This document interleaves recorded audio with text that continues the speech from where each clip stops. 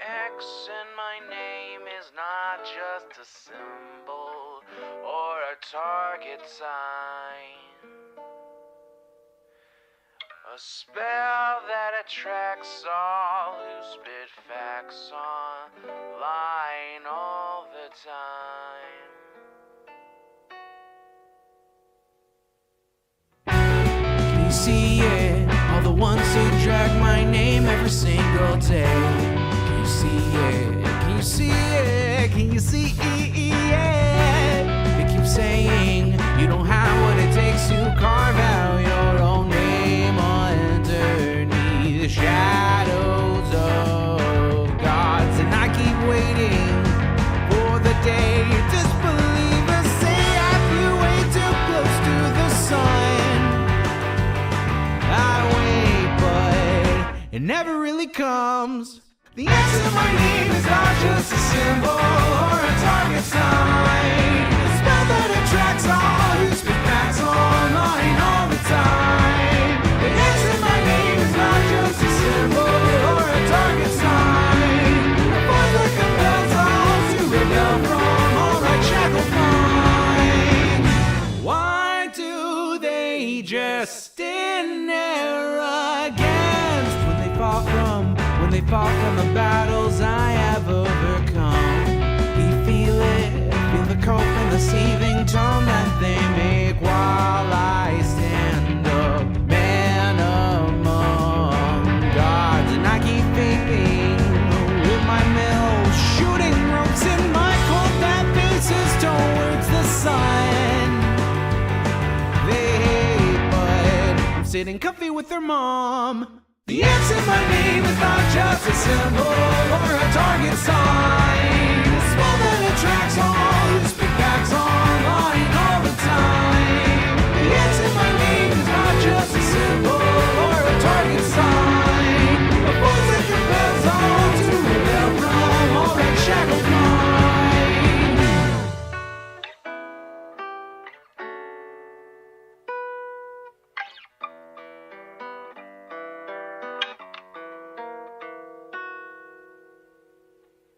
The X in my name is not just a symbol or a target sign. A spell that attracts all who speak facts online all the time. The X in my name is not just a symbol or a target sign. A force that compels all to rebel from all right shackled minds. It's you and me, your mom, it's me. I'll take another hit from my name. You see now, watch me right now, punch your face down. Let me show you how.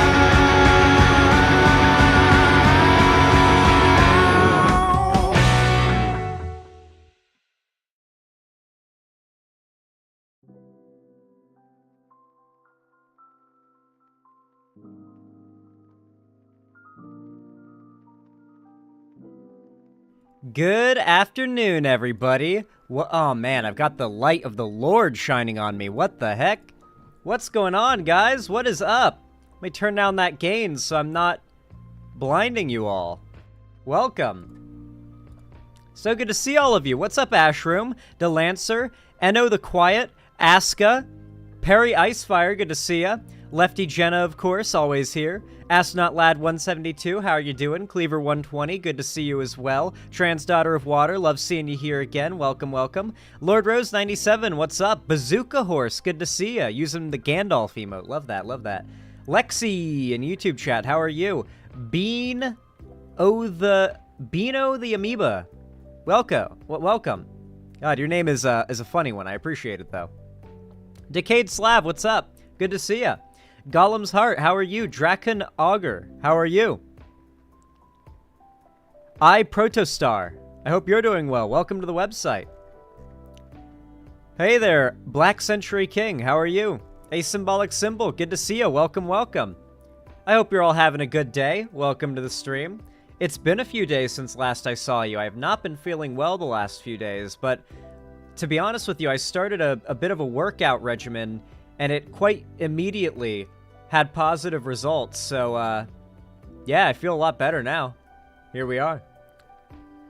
I'm good. My partner got here in 2 months, or gets here in 2 months. Oh, are you going to be having your partner visit? Are you long distance? Well, hopefully you end up having a good visit.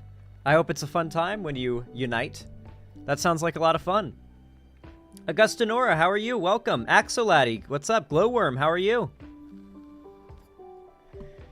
Working them glutes? Actually, yes. Squats are part of the regime. Part of the regimen, yes. Squats are part of it.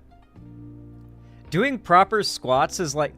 Working out is weird because, like, at some point you have to, like, say to yourself, hold on. I'm only working out for myself. I should make it the hardest possible... Like, I shouldn't, like, try to cheat at all, right? Like, you know how you'll do a sit-up and you'll use your back a little bit when you're not supposed to? I realized that I still did that the other day. I was like, I'm not gonna do that anymore. And I just, like... go full on into like the like slow sit up that only uses stomach muscles. It's been nice. I've been challenging my muscles and I feel good. I've got that DOMS feeling. If you guys know, like when you work out and you're still in recovery mode, muscle wise, and you just you feel sore, but it's a good kind of sore. That's how I feel right now. It's a good feeling. I like it. Thank you for not pronouncing it as Axo Lady or Axo Daddy. Well, I mean, it's obviously Axo Laddie. I mean, like, Axo and then Laddie. It's, I don't know. I feel like it's obvious. Well, thank you. I appreciate that.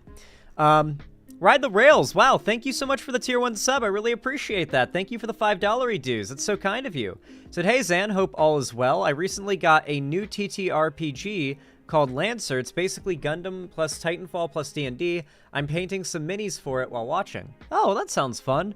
Hopefully you enjoy your mini painting. May my voice provide you a steady hand. Thank you so much. Yeah, they're going to be coming to school near me. They'll be in Mass and I'm in NH, Massachusetts, and you're in New Hampshire. Huh, nice. Cool. Are we doing the Gavin thing today? We might, Slashy, we might. Make sure to remind me later when I ask, what do you got for me?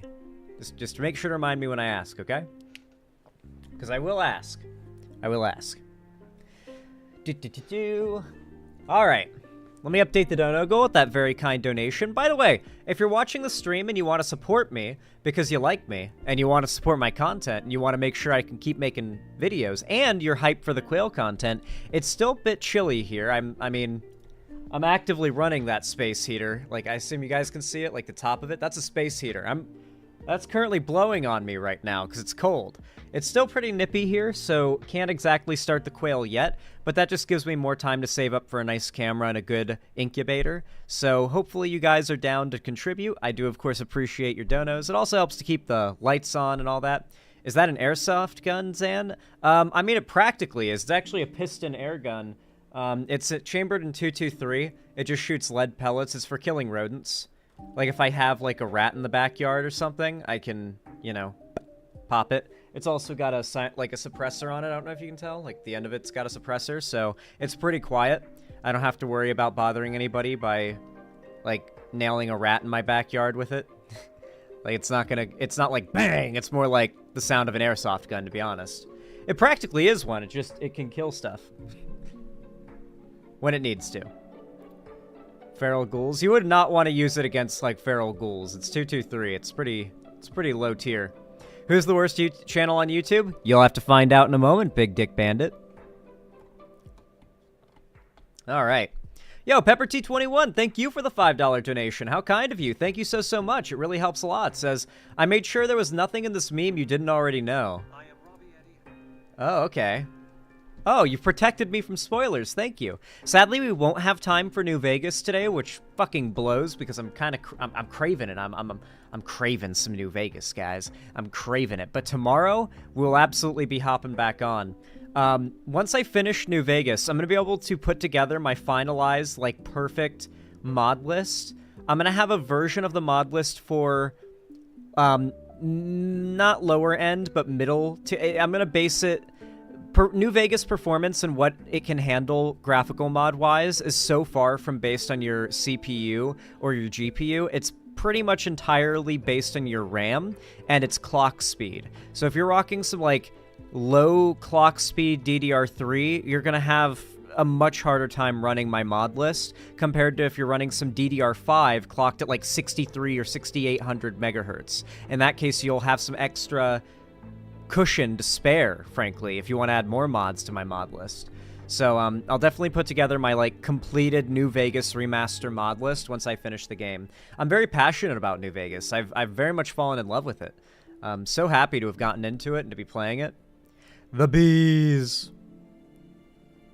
I want my next computer to have DDR5 RAM. I'm probably a year or two out from building my next computer. My current PC is about 6 years old, a bit over 6 years old now, if I recall correctly, which means it's about a year and a half away from retirement.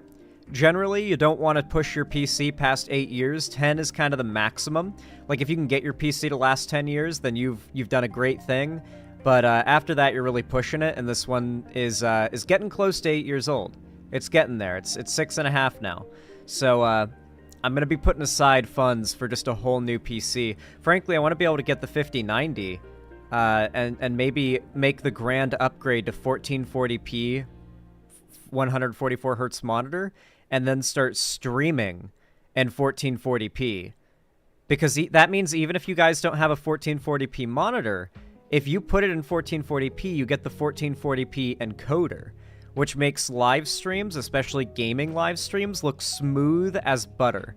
You know how, like, live streams are very blurry compared to that of a video? Like, you'll watch a gaming video, it's super smooth, it's pretty clear, almost like playing the game yourself on your monitor, but then you look at a live stream, and it's like, it's chunky, it's just kind of pixelated and blurry when there's a lot of movement.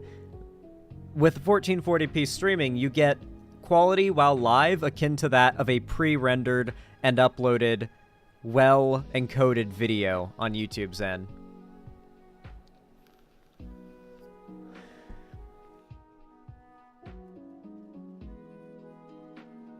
Oh, Jesus. Okay. Well, let's check out this meme. What's going on? This is a good New Vegas meme. I treat women like my investments, and they... I am Robbie Eddie House. I treat women like my investments, and they flock to me. Go murk that bitch-ass Benny for me, playboy. Bring me the Platty chip, and I'll quadruple your bag on jaw. What? Finesse me that platinum chip from the El Rizzler Smurf cat. Thinks he... It's because Mr. House was born in 2023, I believe. He's looks-maxing Nick A30. Nab the Platty, and I'll cop you the Sigma Suite. No cap king. The Platty? My plan for the Platty copped a whole bunch of turbulence when America took the El for real. Ain't that a skibbity in the toilet? Anyway, the Platty is bussin'. It'll take me from Sigma all the way to Alpha. No more NCR Phantom tax. Be a real Sigma and get it for me ASAP blood. I'll show you how much Riz my Securitrons have for real. All right then. Giat, bro is not fumbling around this delivery for real. Alpha male job, and might I say, immaculate drip king.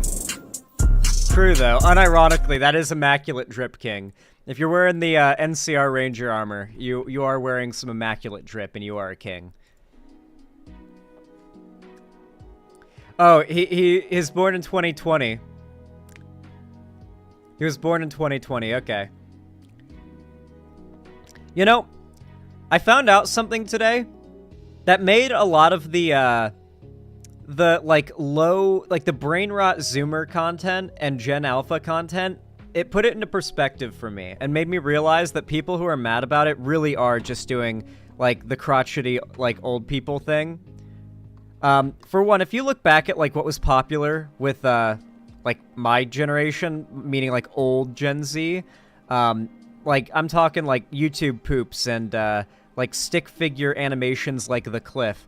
That shit looked to adults exactly the same as, like, TikTok brain rot does to us, you know? And on top of that, you gotta consider the fact that kids are, like, their brains are constantly looking to take in information and learn new stuff. So it makes sense they want this overstimulating, non-stop, like, you know, input type of content because they're young, and biologically we're looking for as much input as possible to learn from when we're young. But as you get older, that becomes obnoxious and impossible to stand, and you start to grow an appreciation for slow burn media that requires a bit of commitment and has a little bit of a little bit of setup and payoff. You start to get a little bit more patient. There's a lot to it, right? And obviously there's generational divide and everything, but I think that the idea that Gen Alpha is uniquely brain rotted, I don't really think it's true. I think that attention spans are being somewhat negatively affected, but I think as people get older, even when they've had technology their whole lives, they're gonna eventually kind of fall out of it. Like, I grew up on the computer. Like, from, 8 and onward, I spent as much time on the computer as I could manage, and I mean, look at me now saying the stuff that I watched as a kid is sometimes hard to watch, you know? Like, your brain changes. It does. Like, these Gen Alpha kids are going to grow up and they're going to cringe at what they used to watch, and they're going to cringe at what kids then are watching. I found that interesting.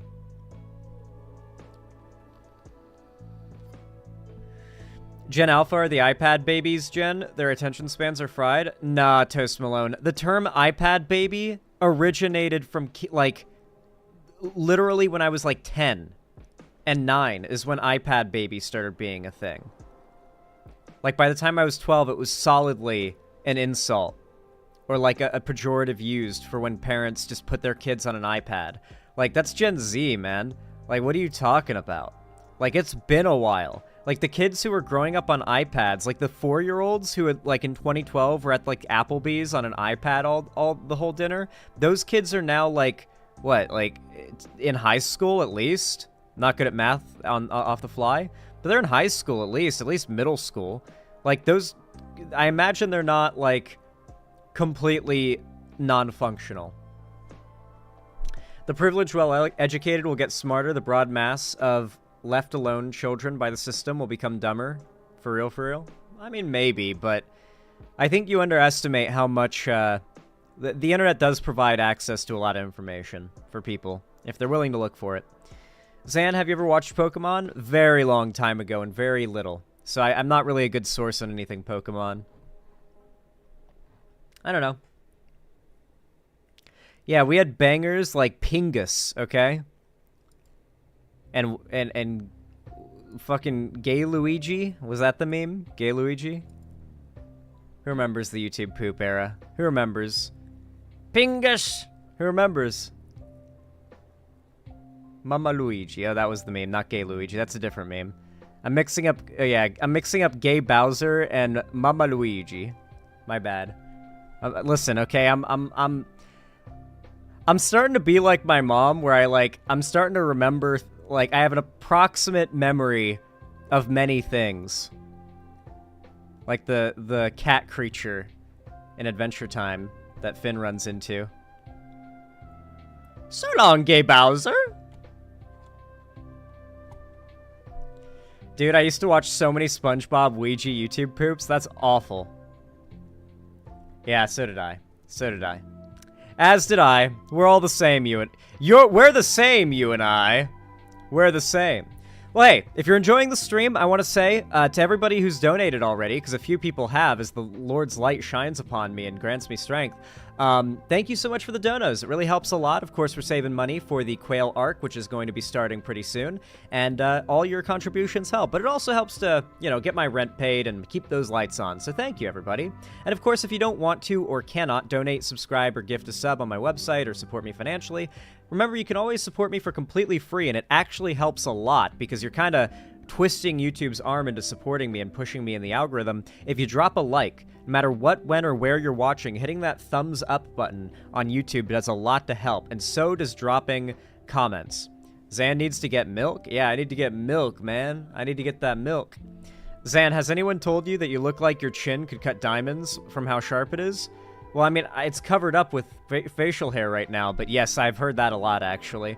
And it would look more so if I'd shaved today. I was actually literally thinking about trimming this down to just stubble today, and I decided, nah, I need to get the stream. I need to get live. I had to go live. I'm traumatized from those cursed Mario sprite videos from 2010. Aren't we all? Aren't we all? The Giga Chad chin. True. Thank you. Pepper T21, thank you for the $5 donation. How kind of you. I really do appreciate that. It helps a lot. Thank you, thank you. So, just sent a YouTube link. What's this? Is this a... Hey, Mario, I actually haven't watched this yet. I put it off specifically to watch on stream. Let me drop the like on it. Dubus Goobus put out a video about Vivian. I saw Dubus Goobus's memes and tweets about this. The video was on trending, and Dubus Goobus tweeted, "Look, guys, I'm trending." And then also tweeted something along the lines of, "Every artist should try to draw Vivian, it's good for you." So apparently if you're an artist, you should try drawing Vivian. It's apparently very good for you. So, let's watch. Hey, Mario, I think you should know something about me. Oi! I wasn't Oi. born a girl. Yes, you were born a ghost. That's so spooky. What? No, not that. Like a gender. As long as your agenda isn't in favor of that nasty King Koopa. Yahoo! No, like sex. Mr. Miyamoto gave me a lobotomy to make sure I never understand what that word means. Mamma mia. Oh my god. I mean, like, I didn't want to be a brother growing up. Why wouldn't you want to be a brother, silly? I love being a bro. Mario. I don't know how I got here. Mario, I am a trans girl. Oh, I love trains. A choo-choo. I have no idea. Don't worry, I'll explain it to him. Oh, you a shadow, not a ghost. Oh, you transition into a girl. And you're fine with that? It's a okie dokie. Oh, that means so much to me. My older sister used to call me a creature. Oh, don't worry, Vivian. We all are creatures. Even Mario sometimes pretend to be a cat and eat out of the kitty bowl. He means well, he's just a bit autistic. Is it weird? I kind of get why everyone wants to kiss him. Oh yeah, the autism scores him, bitches. If you liked the... So true. So true. I don't think a single time that I've had sex in my life has been due to anything other than my autism. I'm going to be honest. I think I think she's only ever let me hit because I'm goofy. I'm going to be honest. It's real. Thank you, Mario, for being the ultimate autism rep. So true. My cringe-o-meter just broke, Zan. Like, I love the message in the video, but damn it is cringe. What is wrong with you, Kitty the Atheist? This is, Dubus Goobus, the goat. How dare you? You just... That's heresy. What the fuck? Heretic. My mother saw you in a onesie and said you looked stupid, so I punched her in the face. Okay, I didn't actually, but I felt like it. Listen. You tell me what your address is, and I'll convince her otherwise, okay? Like, if she thinks that I looked stupid in the onesie, that's step one. I'm basically already in at that point, you know? Like, if she felt the need to comment that I looked stupid, I'm basically already in. So, yeah. I'm in. The Nerd, thank you for the tier 3 sub. I really appreciate that. Very kind of you. Thank you, thank you. That is very based. I appreciate that very much. I don't know how many months that is, so I guess I'll assume that's a 1-monther. I'll assume it's a 1-monther. But thank you. Thank you for the $20 redues, unless I'm wrong about that. I'll assume it's more. Oh, it's a 3-monther. My God. My God. That's an extra $28. Holy Jeebus. The Nerd, thank you so much. That is just extraordinary of you. Thank you, thank you. My mustache is so pokey today. It's in that, like, ultimate facial hair pokey, itchy area. You guys know, like, if you grow facial hair, you know that point where it gets to where it's like, all right, I either need to shave today or I'm gonna be moving my facial hair around a lot. And I decided I'd be moving my facial hair around a lot today. I didn't do the... This is where it is for me. This is the itchy part for me. Anyway. Thank you so much, The Nerd. I really appreciate that. Very kind of you. Thank you so much for the tier 3. Or, like, the 3-month tier 3. It's fucking wild. Extremely kind. Says, some money to help with the quail. Thanks, Zan, for being so based and cool. I really appreciate that. Thank you. Man, I'm excited for the quail content. I feel like I'm gonna be Jake the dog with his puppies. That one episode where he's like, he sees the puppies sleeping and he's like laying in bed and he's like, he wakes up for like a second and he looks at them. So there's kids, and he's like, okay, I think they're just sleeping. And he closes his eyes. And then about 5 seconds later, he opens them, like freaked out, like, and he stares, like, at the puppies, and he's like waiting to see if they breathe.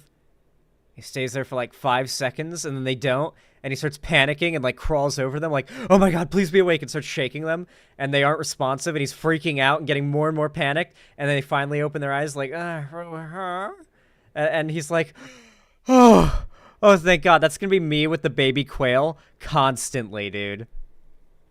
That was like the most realistic depiction, though, low-key. I've done that with my dog before. Like, every dog I've ever had, like, I'll see them sleeping, and I'll just, like, watch them. Like, I need to see that chest rise. I need to see that back rise. I need to see the clear signs of breath. Now, I'll shake the dog, and I'll be like, you okay? You okay? And they won't respond. I'm like, are you okay? Are you okay? And they wake up like, what? I'm like, I've done that. I have been in Jake's situation there, like 1-to-1, and I felt that panic. It was so real.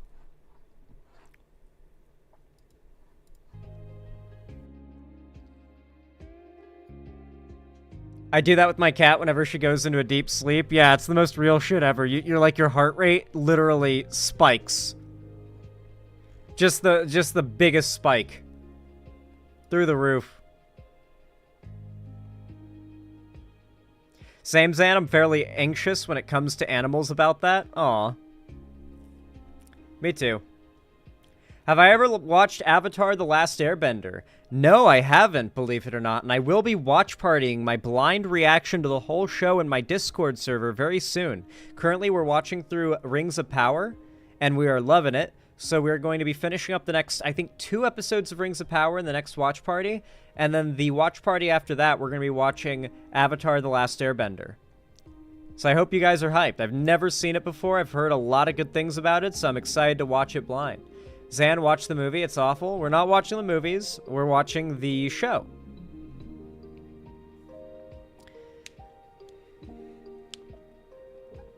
It's going to be fun, so make sure to join the Discord server if you haven't already. There's a link down below in the description, and I really do appreciate every single one of you who joins.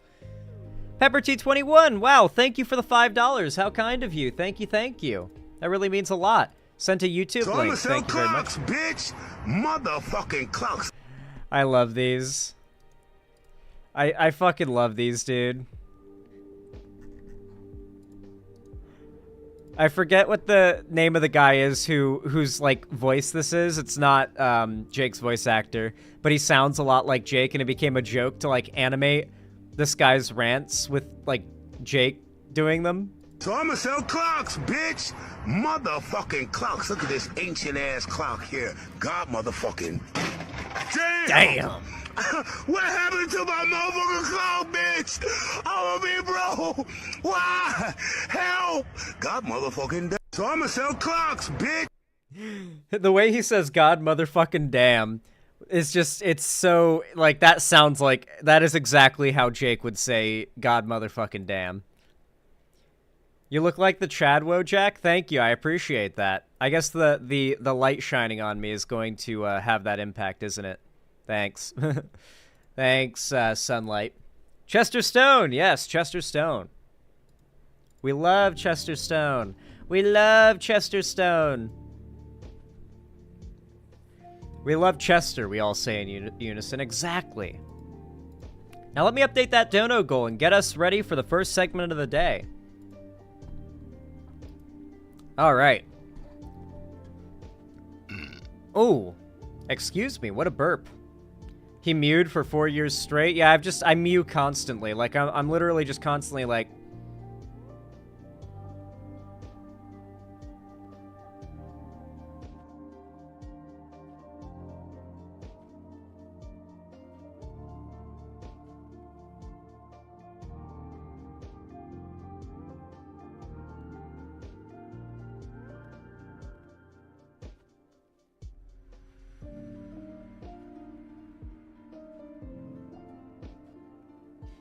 I love mewing.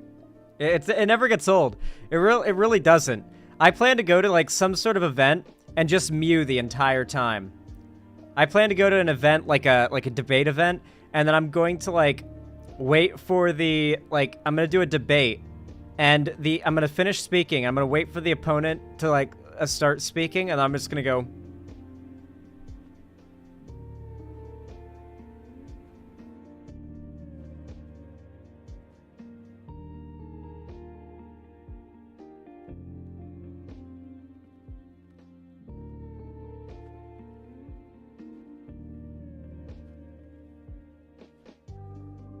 Just the entire time. Until, like, the entire time they're talking. Just Mew-Max mogging. Exactly. Yeah. Isn't mewing just the default facial posture for a lot of people? For some people, a look similar to that is their default face, but it's like a meme to do it on purpose because it apparently, like, I don't know, sculpts your face into looking Chadley or something. So it's like...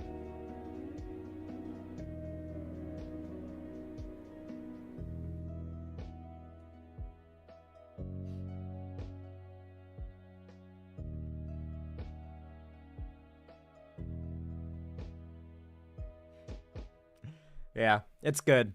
It's fun. Yeah, you just gotta do that constantly, all day, and you'll get a Chad jawline like mine. That's how it works.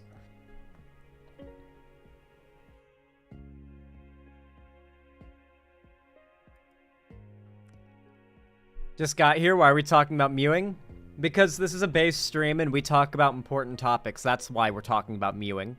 Bardmans. Zan just mews by default. He doesn't have to try.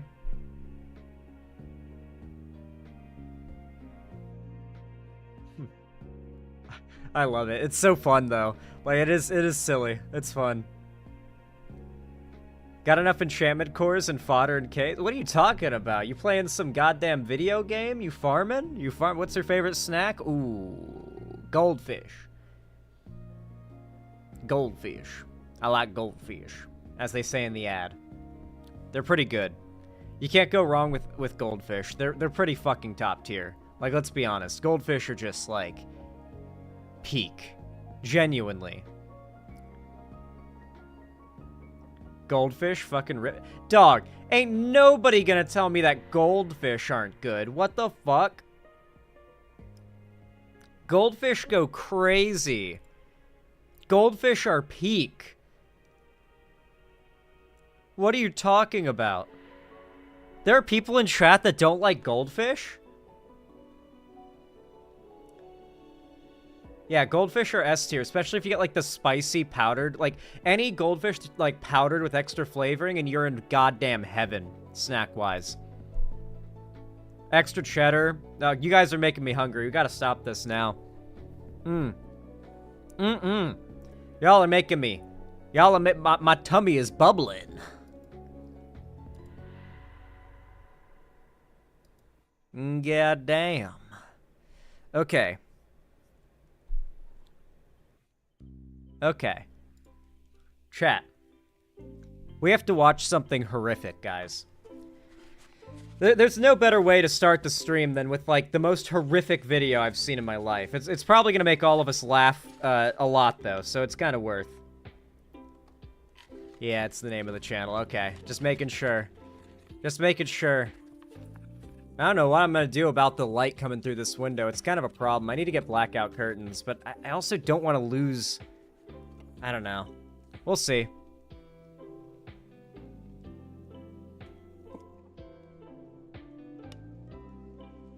All right.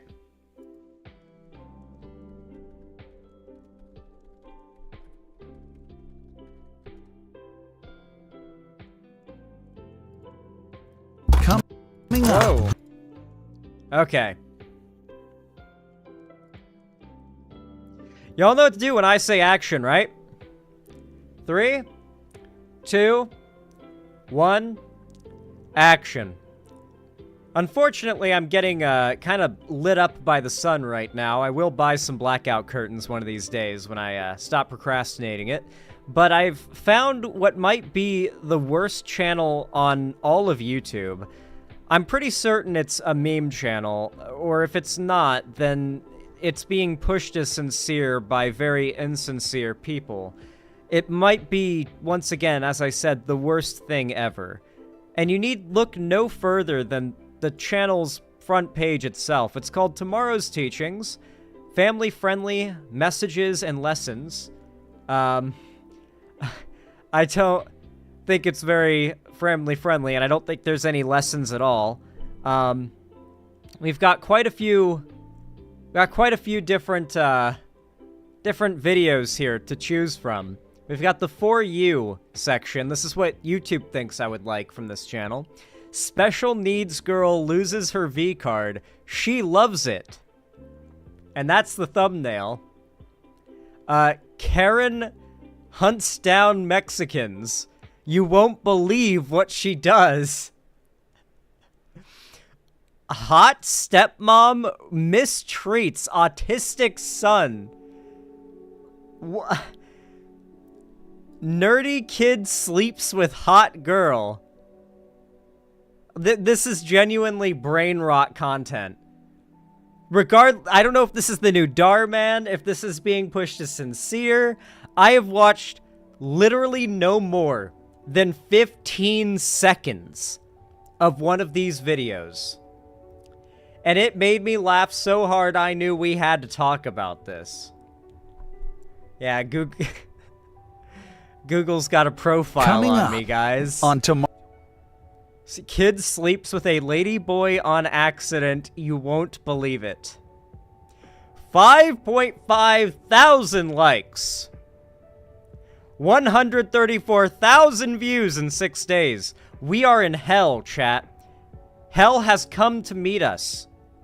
Are you ready to meet it? Yeah, this is we got a brand new Darman, it seems. No, this gets really bad. I've seen like 15 seconds of it, and apparently it gets even worse. So I don't even know if I can show this. Tomorrow's teachings.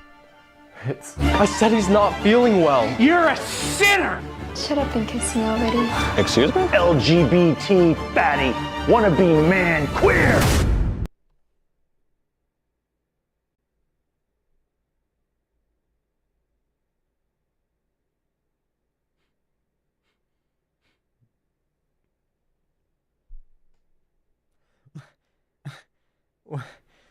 They've got like a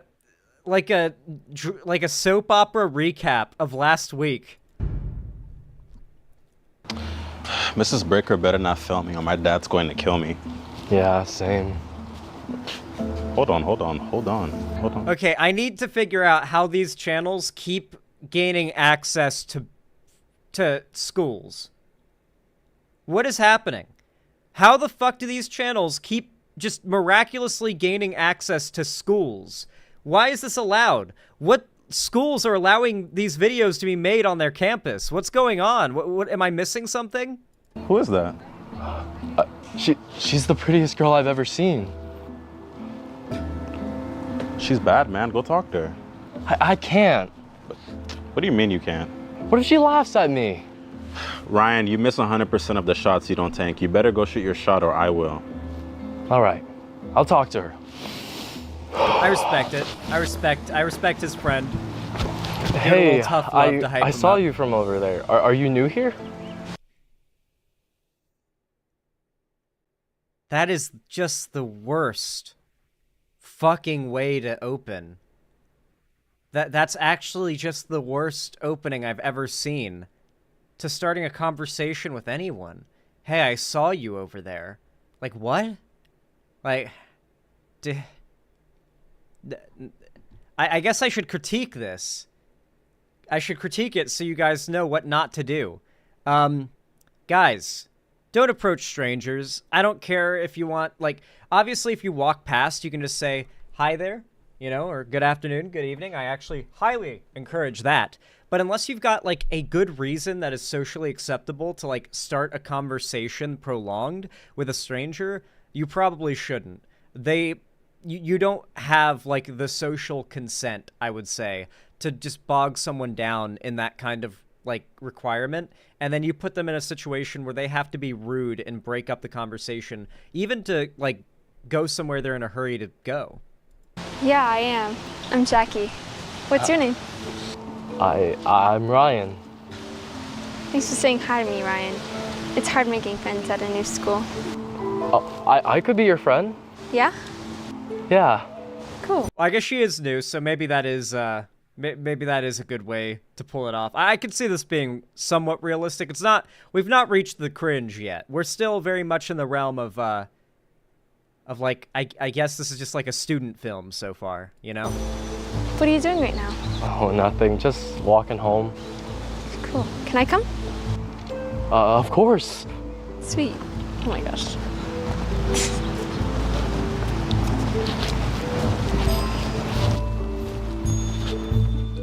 Well, you told him to go do it. You didn't believe in him? This is my room. Wait. Hold on. Oh my God. What?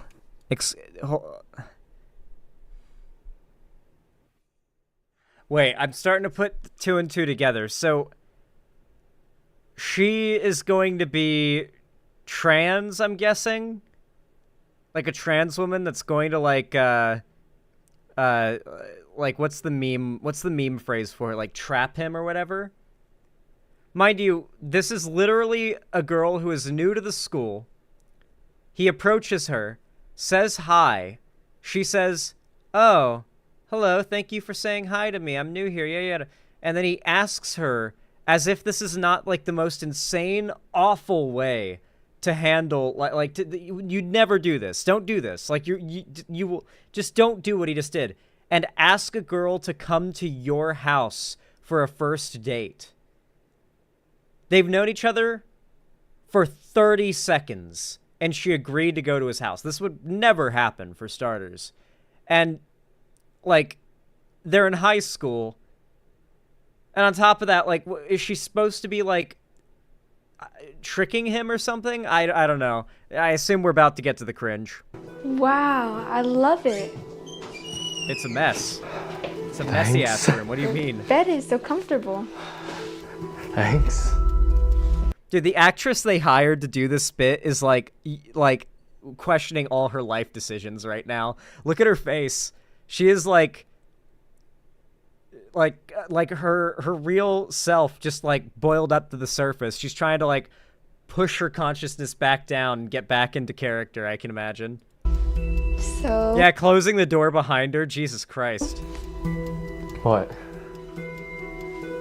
You gonna do anything? What? They met literally 5 minutes ago. Like, not even. Not even. At school. Like, that day. Like, 5 minutes ago. What do you mean? I'm in your room. I came over. When did we start watching Brass?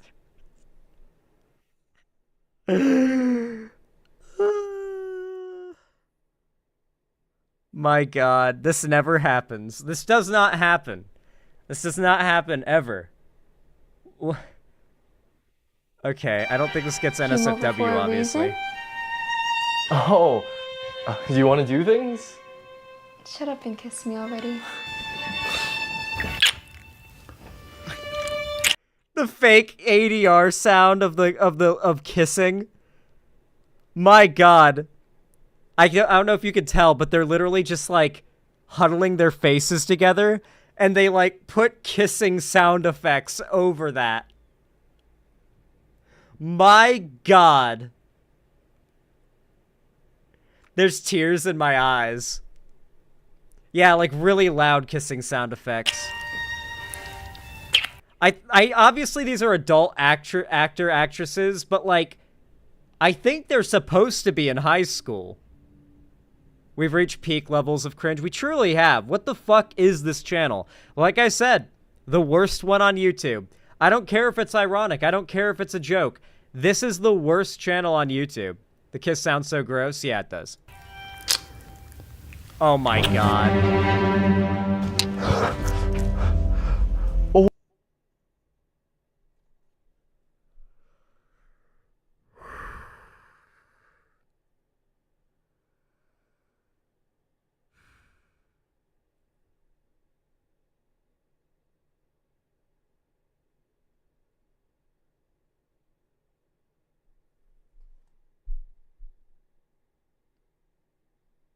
Now one of two things is gonna happen. What was that? What is what? In your pants. This has never happened. This has never happened. Not once. Ever. This has never happened. I felt something. What was that? I thought you knew. Knew what? This has never I'm happened. transgender. This has never happened. Transgender people, but like contrary to what right-wing memes and propaganda will tell you, do not expect you to have a literally telepathic ability to detect the identity and pronouns of every potential trans person you meet. Believe it or not, trans people are people and just generally expect to be like respected. And if you're going to be the sexual partner of a trans person, they are most certainly going to inform you of their transgender status for a variety of reasons.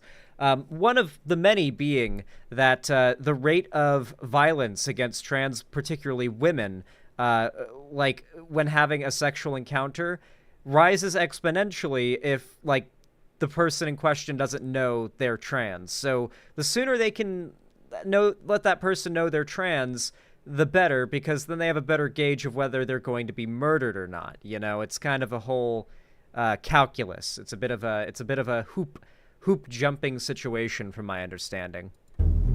Nothing like this. This is like any trans person would tell you. This is asking to be like brutally murdered at worst and like hate crimed at best. Where's my penis you felt? Why didn't you tell me? I thought you can tell. I'm sorry.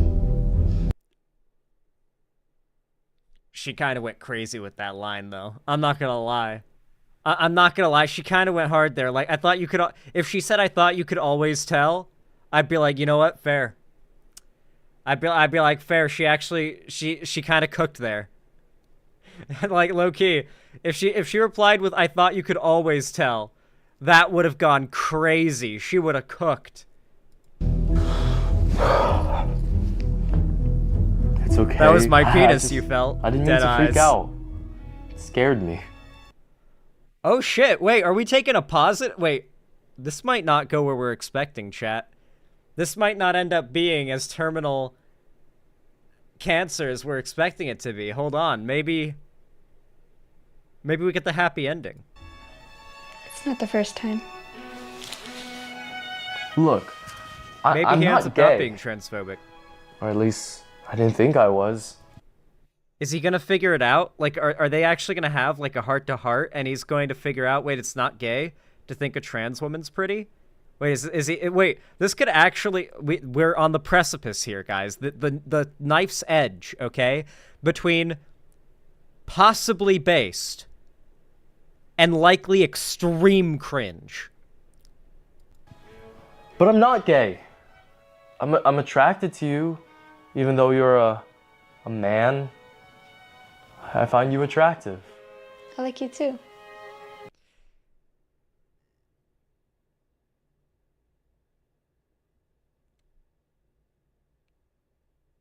What? Okay, I think we're going on the cringe end, guys. I think we're going further into the cringe. Can I see it?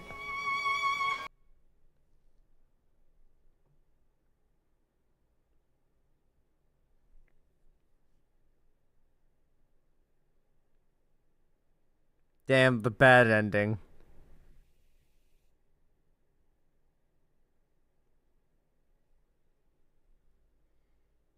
He's gonna inhale it. Jesus Christ.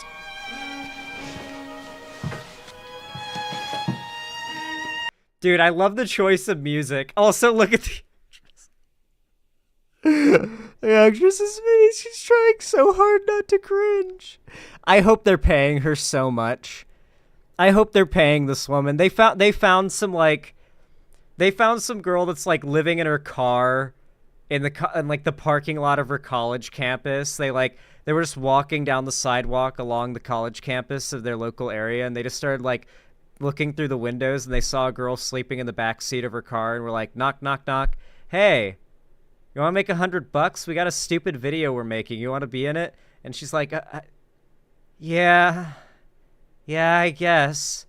And then they told her, okay, so here's what we need you to do. And then this video was made. It's bigger than mine. It's okay. I like the small ones.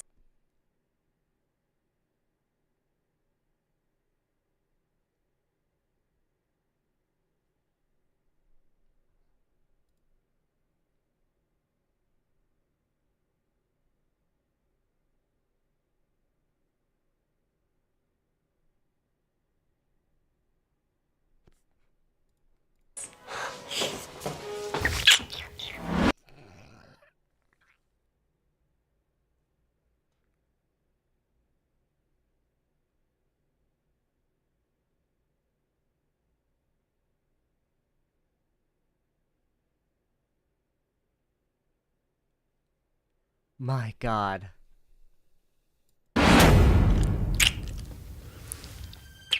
What are you doing? What do you mean? Looks like you're hiding from someone. I'm not. Why do you always do this? Do what? For some reason, every time we're out in public, you act all weird.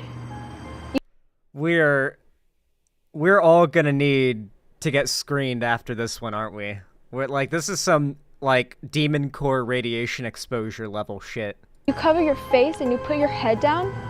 Is there another girlfriend you're hiding from? No, I don't. Then explain. I just have really bad social anxiety. Oh no! Okay, the clip I've seen involves this guy. The 15-second clip I've seen involves this motherfucker right here. Oh god, guys, get ready.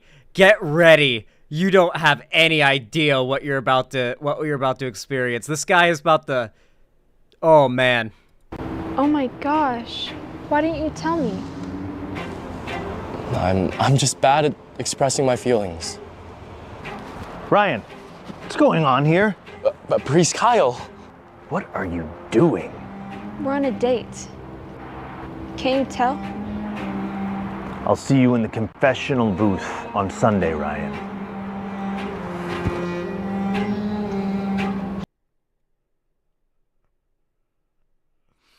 I hope that, the only way this can be saved is that, the story goes in the direction of the reason why he's ashamed is because his parents are part of the church, and he's been, religiously indoctrinated, and he doesn't know how to feel.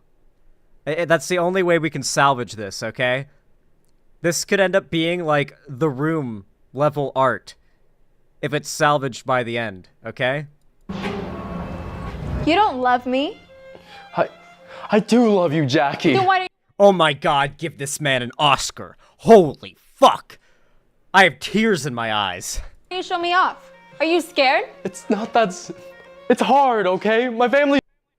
We need to get this man an Oscar, dude. We need to get He's got Oscar the Grouch on his fucking shirt. We need to get him an Oscar. He's asking for it. The universe is telling us to give this man an Oscar. He deserves it. He's super religious, and they don't approve of me dating you. Oh, see? I also don't want to be made fun of for dating a... Dating what, Ryan? Dating a transgender? So what if I have a penis? A transgender. You love me and I love you. That's all that should matter. I love you, Jackie. From the moment I laid eyes on you, I knew I loved you. I don't care. This feels like it's trying really hard to play both sides. I don't know, how else to describe it. It's teetering on the edge of both ends here. I don't care what people think. I love you and I want to be with you for the rest of our life. Jackie, will you be mine? Okay, yes. Kelso.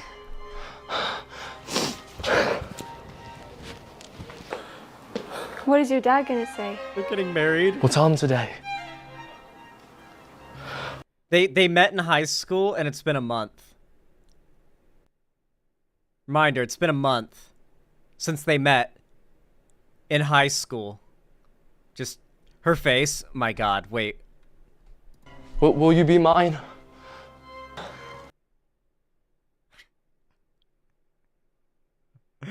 Yes.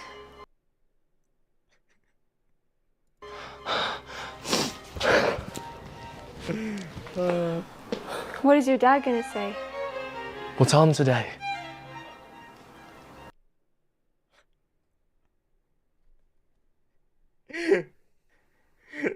This is so Edward and Bella. Oh my god. Why would you say that in my chat, Emily Chertos? Why would you say that? Why? Why?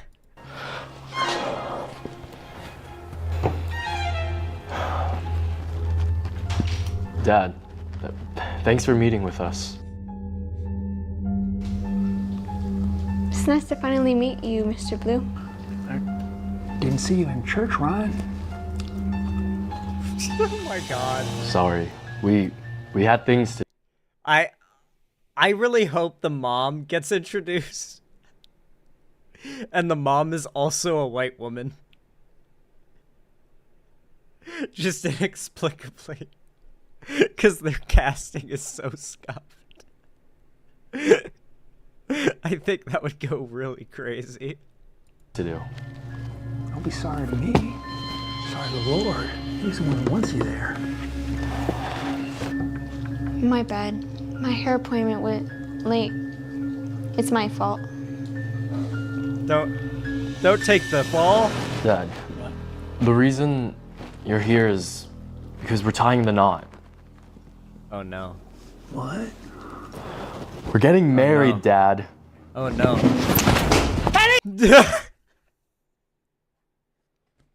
No fucking way. No fucking way, dude. No fucking way.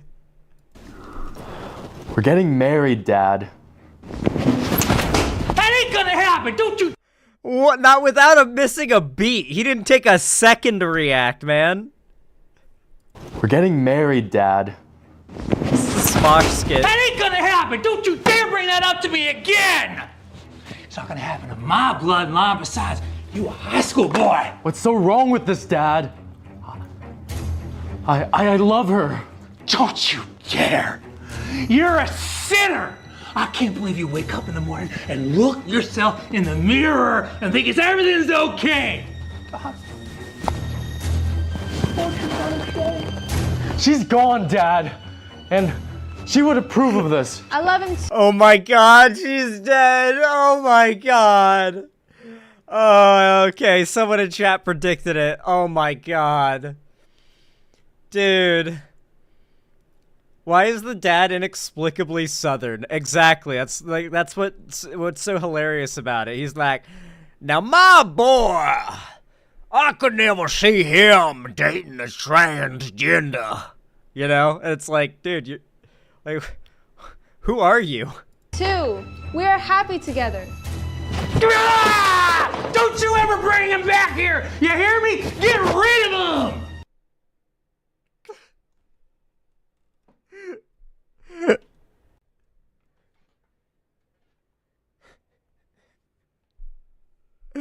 Bloodline son, clearly Asian.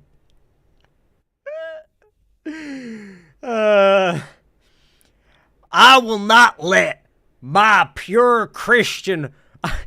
I will not let my Southeast Asian son destroy my bloodline by having sex and marrying a transgender.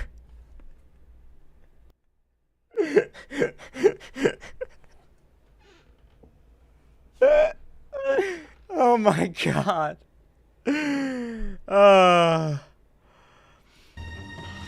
She has a penis! A fucking penis?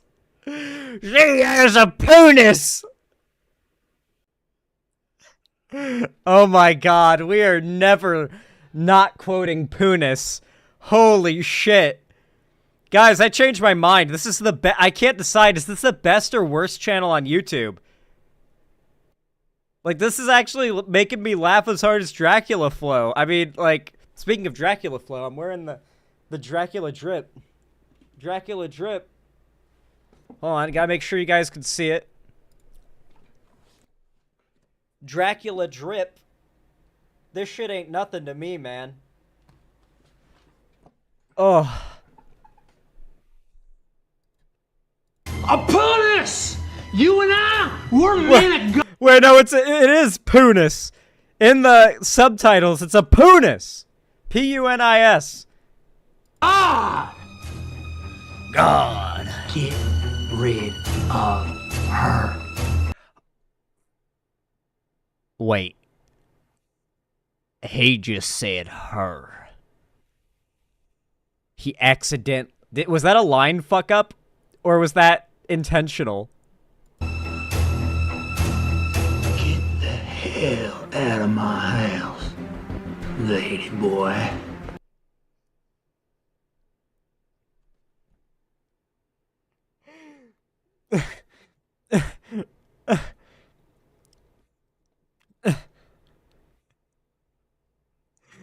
Okay, so guys, from here on out, trans women have penises.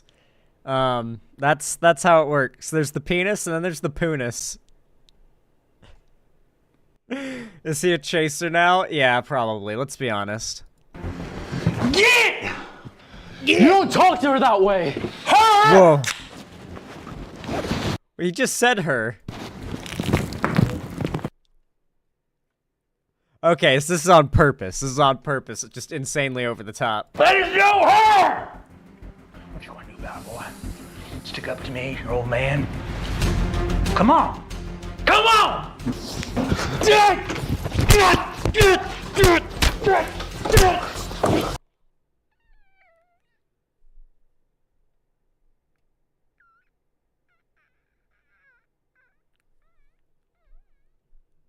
This is the best shonen fight I have ever seen.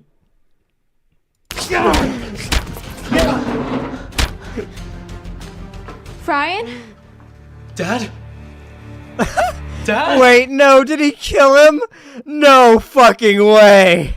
Oh my god. Wake up! Oh my god. Dad! Wake up, Dad! Say something! Brian? Kid sleeps with the ladyboy on accident. You won't believe it. I really don't. Ryan? Dude, I'm half expecting like the Walking Dead theme stinger to start like playing as he like rushes her out of the room.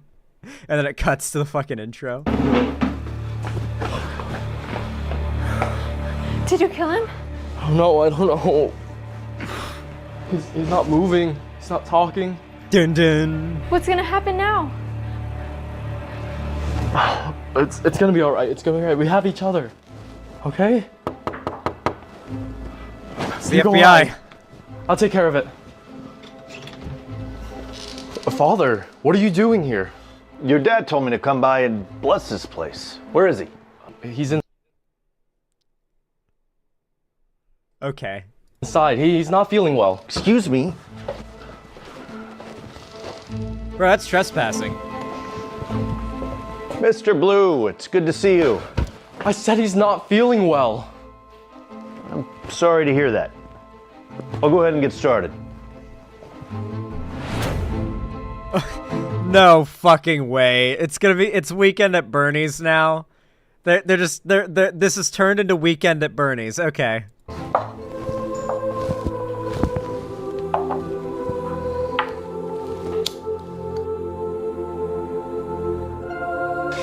May this water bring to mind our baptism into Christ, who has redeemed us with his death and resurrection.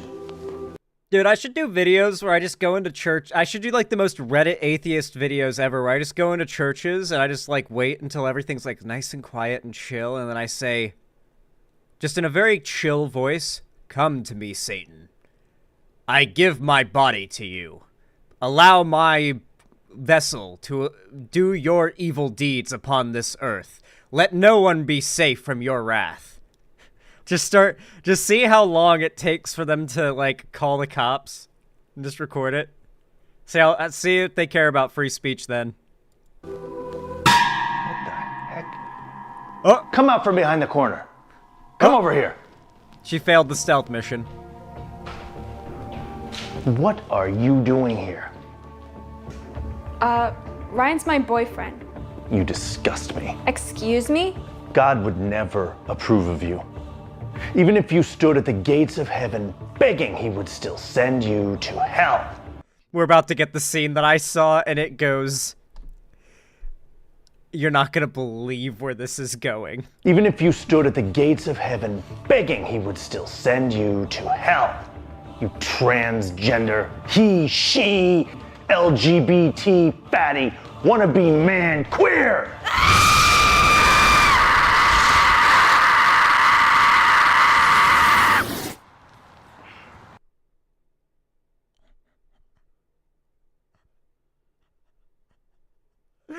Trans people can do that. They can just kill people the same way Eleven kills the Demogorgon in Stranger Things.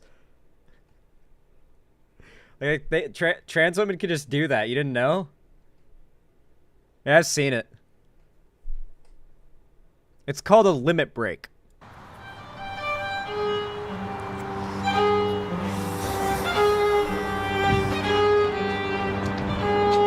Hey, I couldn't help notice you look pretty distressed.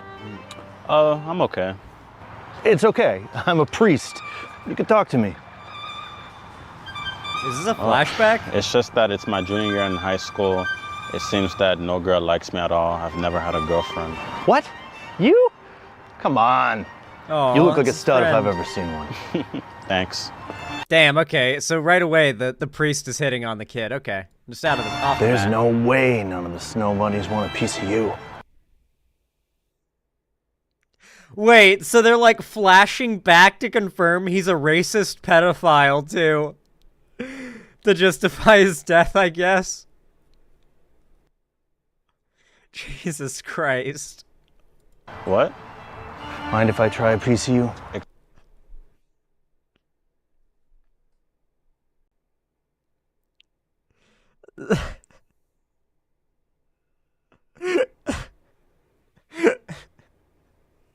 Excuse me? Jackie's mind unearthed haunting memories of the priest from his past. The truth became undeniable. The priest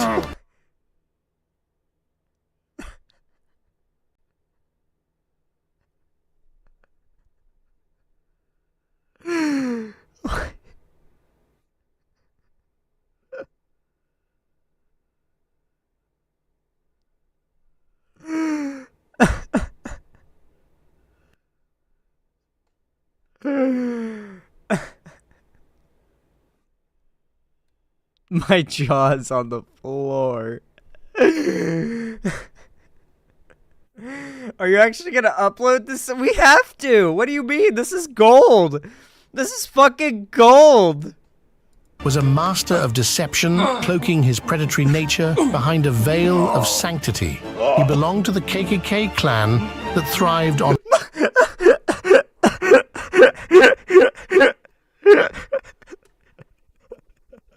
The KKK clan!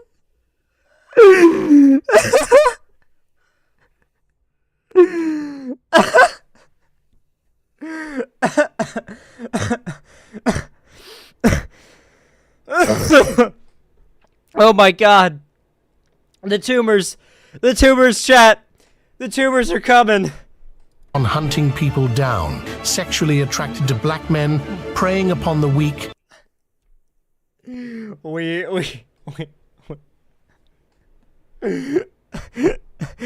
need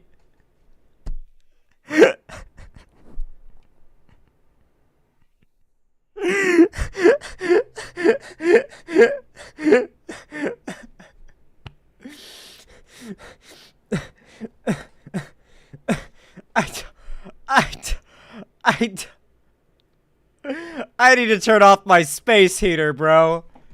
I gotta turn off the space heater. The laughing is making me sweat, man. Oh my god. I'm gonna fucking die. Oh my lord. You know, to be honest, we can call this as cringe as we like, but is it not, like, the most realistic depiction of conservatives we've had to date?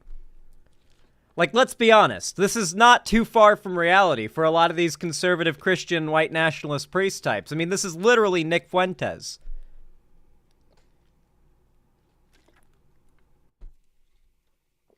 It's not wrong, but still, yeah. They're wrong for portraying it. It's like cuties. And taking whatever they could. Wait, did she read his mind? The power of Christ compels you!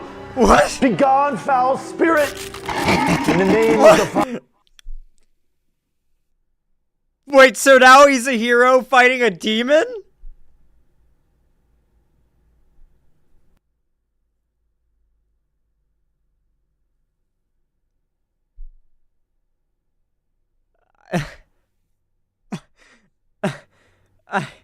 I can't anymore. Father, the Son, and the Holy Spirit, I command you to leave this body. Release your grip on this soul and return to the darkness from whence you came. By the sacred power vested in me, I banish you. Leave this vessel and trouble it no more.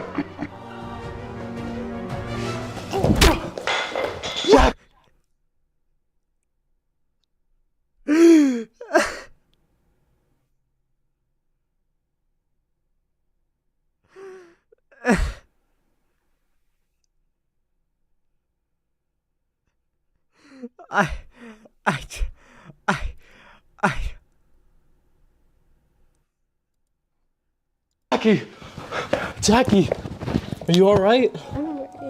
You went totally Stranger Things on him. She really did, though.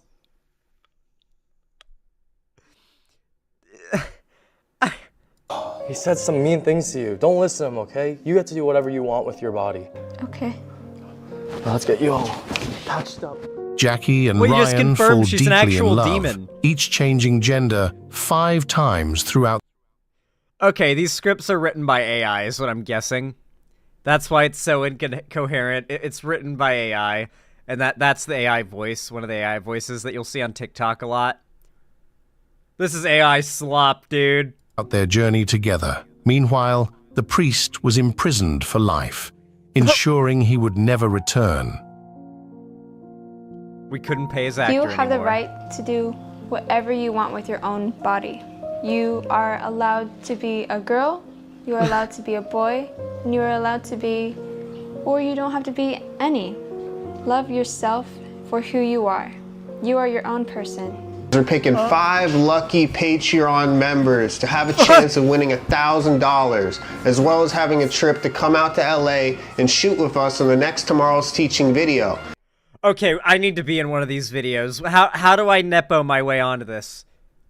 How do I Nepo my way into one of these videos? I will outact all of them. I will put my heart and soul into it. I want to play like a villain that just says a lot of slurs, so I have the excuse, you know? You guys can't cancel me if I'm acting. You know, it's like Leonardo DiCaprio. You know, he had to say the N-word. So, how do I get into this? How do I do it? Make it happen, chat. Harass them until they've contacted me and invited me. But seriously, who was the good guy in the story? It was written by AI. It doesn't have any... There's no soul or moral to it. It doesn't understand, like, a story. It just, like, garbled nonsense events back-to-back to us. Oh, my God. I need to crack my back. Loosen some of the spinal cord tumors that grew from that video. Oh. Man. Well... This has over 100,000 subs and a check mark, so YouTube has sent these people a silver play button, and no doubt assigned by the CEO of YouTube congratulations for their hitting 100,000 subs. They are endorsed by the CEO of YouTube with a personally signed letter, so let that sit with you as you are also reminded that Dylan Burns has been demonetized falsely for a year now on YouTube. And they continue to keep on doubling down. The site is genuinely fucked. Listen, if you enjoyed this video, I would really appreciate if you guys would do the kindness of dropping a like. It's totally free, and every single thumbs up, no matter when, where, or what you're watching, really helps a lot. Basically twisting YouTube's arm and forcing them to push my content out in the algorithm to more people. So I really do appreciate it if you guys do that. Don't forget that commenting has the same, if not a very similar effect, and of course subscribing and ring the bell icon is the best way to ensure that YouTube actually tells you when I go live or upload new videos in the future, so don't forget to do that if you haven't already. And of course, if you want to follow my other social medias, do so, and don't forget to join the fan Discord link down below, where I do watch parties, game events, call-in streams. It's the main hub of my community, and I also announce all of my uploads and streams there too, so make sure you got notifications on, and you won't miss a beat. I really hope to see you there. I hope you enjoyed, and thank you so much for watching. Yeah, I feel like that segment came out pretty good. Besides the terminal cringe. What do you guys think? Was that a good one? I think it was good.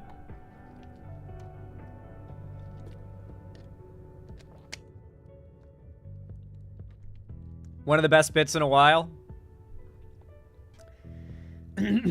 Feel like I've become slightly enlightened. God, my brain hurts. Lots of cringe. Lots of cringe. Much cringe. Oh. Man, my chest is so stuffed up. I don't know why. Probably because I drank a monster right before stream. What the fuck was that, Zan? Cancer? I came in halfway through and that's still the best segment of any streamer. Good to hear, good to hear. Glad you guys liked it. That's a nice compliment. Oh. Whoa, what are those rainbow lights on your wall? It's Aurora lights. They basically project Aurora Borealis type effects and laser pointer lights on the wall. I have one set up there and one set up there, or right there. Shining in that corner to light up the flag and much of the room that you can see. So yeah, it's pretty nice. That just happens in Seattle. No, it's the Aurora Borealis, localized entirely in my room at this time of year. In this latitude, this climate. I don't know the full steamed hams copy pasta, sorry. Aurora Borealis, at this time of year, in this part of the country, localized entirely within your kitchen. Is that it? Did I get it right? Yeah, it's the Aurora Borealis this time of year at this part of the country, localized entirely in my streaming room. May you see it? Yes.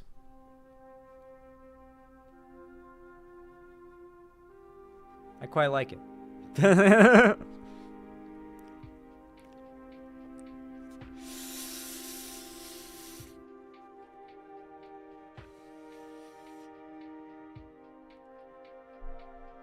Yeah, after that, you definitely need to get a prostate and colon cancer exam. Yeah, you're gonna have some fingers in your asshole after that video. Gotta check for the cancer. Steamed hams was the best meme. I miss it. My mom didn't understand steamed hams. Like, it's a classic Simpsons joke, and she didn't get it. Like, I showed it to her, and I guess she chuckled a little, but she didn't get why it's, like, hysterical. I don't know how to explain why it's hysterical. It just is, you know?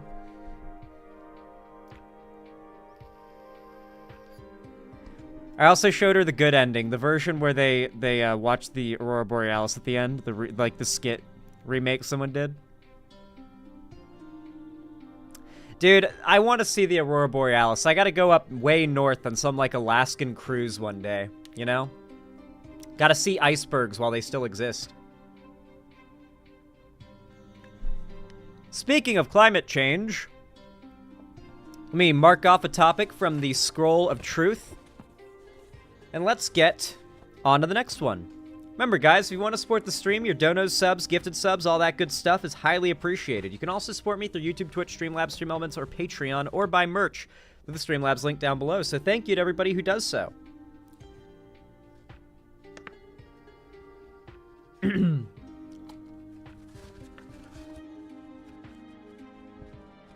Yeah, I couldn't see him in Seattle, sadly, because it was a really, really overcast when the Aurora were supposed to be here. But it did seem like the sky might have been lit up a little more greenish than usual. So I like to imagine that's what caused that, but I'm sure that's just light pollution.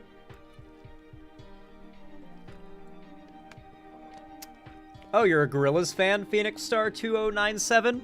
Well, my favorite Gorillaz song is Feel Good Inc. Sorry, I just wanted to piss you off for some reason. I like Gorillaz. Very good shit. Feel Good Inc. objectively goes hard, but it is the most basic Gorillaz song. It is. It's the one that played on the radio a trillion bajillion times. And still does, probably. I haven't listened to the radio in quite some time. It goes hard listening to while, like, I'm not gonna lie, the entire Plastic Beach album is insane. But, what I really enjoy is just like throwing on some Gorillaz and playing Minecraft with shaders. I don't know why that goes so hard. Like, I don't know why it goes so hard.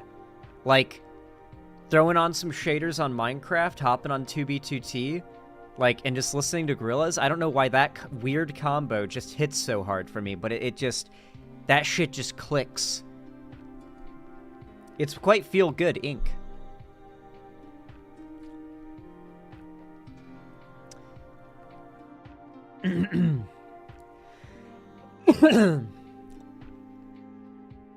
All right. Pepper T21, wow, thank you for the extra $5. I really appreciate that. How kind of you. Thank you, thank you. Said, this shit ain't nothing to me, man. A pedophile KKK, not gonna say that, chasing priest tried to anime fight my bad bitch transgender demon GF, but I saved her by throwing a demonic sucker punch for that gawk. Well, that does sound like something Dracula would say, to be fair. Dracula Flow, I should say. Thank you, I really appreciate the kindness. Very based of you. Helps a lot. Let me update the dono goal, and then we're going to be hopping into the next segment.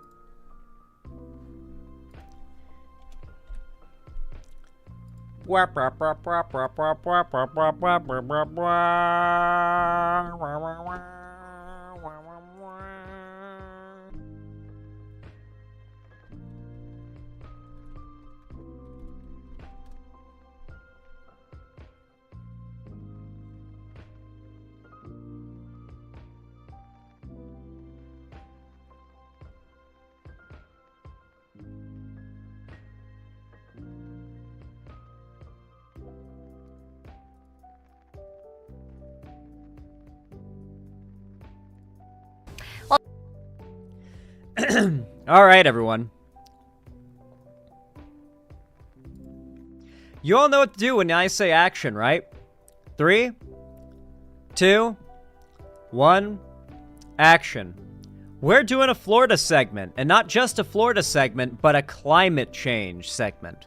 Now, a lot of you guys are most certainly familiar with a classic left-wing, like, breadtube internet meme. Comes from H-Bomber Guy. In response to Ben Shapiro claiming that if climate change is really real and the coast of Florida and other more, sea level lying, highly populated regions are going to experience flooding, then those people can just sell their houses and move. And of course, that sounds like a relatively sound point to your average 14-year-old libertarian Ben Shapiro fan, but H-Bomber Guy shattered the perspective of many kids like that simply by pointing out a quote that is now a meme. Sell their houses to who, Ben? Fucking Aquaman? The matter is that most conservatives, most, climate change deniers even, don't even deny that climate change isn't real anymore. It's usually a mix of two different types of soft climate change denial. On one hand, you've got those that are huffing the copium, claiming that we're coming out of a small ice age, and this is all part of a natural warming period that humans are having no real impact in, or if we are, it's a very minimal impact, and if it isn't, then we can't really make a big deal about it anyway, or make a difference anyway, we shouldn't play God. And on the other hand, you've got the people who kind of engage in what I call, South Park climate change, modern South Park climate change. For those that aren't aware, South Park was one of the most, prominent climate change denying mainstream media sources when climate change started to be quite frequently discussed. I believe it was during, the 2000... fuck, it's before my time, so I'm not going to get the year right, but the Gore v. Bush election is what it was doing commentary on, and the fact that Al Gore had a big history of advocating for the climate, and many called him a climate alarmist, saying that his attention that he brought to climate change was fear-mongering he was using to try to get himself elected. 2001 to current, yes, okay. And of course, that led to the sort of tongue-in-cheek man-bear-pig character, which sort of represented the, cryptid, made-up cryptid that is meant, which is the made-up cryptid that's meant to represent climate change. And man-bear-pig is fake. And that's, the whole point, is that, climate change is man-bear-pig, and man-bear-pig doesn't exist, and Al Gore is annoying and stupid and wants attention. more recently, by that I mean like 20 years later, they made an episode that was like an apology episode, quote unquote, where they say, oh wait, Man Bear Pig is real and he's a problem. And they brought up Man Bear Pig a few times more recently, but they still frame climate activists and even Al Gore himself as kind of a cunt, as kind of cunts that are so disagreeable in their behavior and personalities and presentation that it doesn't matter if they were right all along, that we should continue to double down on not caring about the climate and pissing them off and triggering them because they're not very likable. And that's kind of the second brand of climate change denial. I hate these damn annoying protesters. I don't care if climate change is real. I don't want to drink through paper straws. I don't want to have low flow whatever. I don't want to recycle, like to sift through my garbage and sort it to recycle. And I don't want to like do anything to care about climate change, and certainly not give any ground to these annoying fucks, as they would say. Caring about anything is dumb. Yeah. Now, the funny thing is, most of the places that are most strongly conservative are actually hard right-leaning like areas on the water. Not just on the water, but they're extremely flat areas. We're talking places like Florida or Mississippi or even Louisiana. Or not, less so Mississippi. Well, no, Mississippi has a fair amount of flooding issues when it comes to rivers, to be fair. Yeah, Mississippi has had problems with hurricanes and flooding. These are areas that are pretty flat, and they have a lot of water and swamps, and they're close to the coast, and it means that as sea levels rise, a lot of, like, literally trillions of dollars of property damage will be done. People will be displaced, and it will be catastrophic for America, and the world as a whole. But for a long time, it's been like oh, it's coming. It's coming. Trust me, it's coming.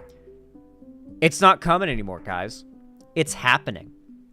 As in, like, right now. Like, it's happening. Here's a video from 1 year ago from Tampa Bay 10, one of the local news stations in Florida. I assure you it's real. I've lived in Florida. About a Pinellas County beach that likely won't be getting the sand it desperately needs. Why, pray tell, does it need the sand, do you think? Let's find out. Welcome back to Brightside. It is National Beach Day, something we celebrate very often here in Tampa Bay. Pretty much every day, right? But guess what? A debate continues over a beach nourishment project in Pinellas County. It's on hold now. 10 Tampa Bay's Jenny Dean joining us live from Sunset Beach this morning with more on the issue and why it's so important to... It's not a matter of it's coming. It's a matter of there are literally importing sand to the beaches on the coast of Florida around Tampa to rebuild the beach because every storm, every rainy day, hell, probably every low tide washes so much sediment out to sea. I have no doubt the amount of trawling and what's the like cruise ships that come out of Tampa Bay, et cetera, have wrecked any coral reef life. The amount of ocean temperature rising. The Tampa Bay got up into like the 90s, the low 90s in Fahrenheit apparently at one point. The water did, which kills everything pretty much.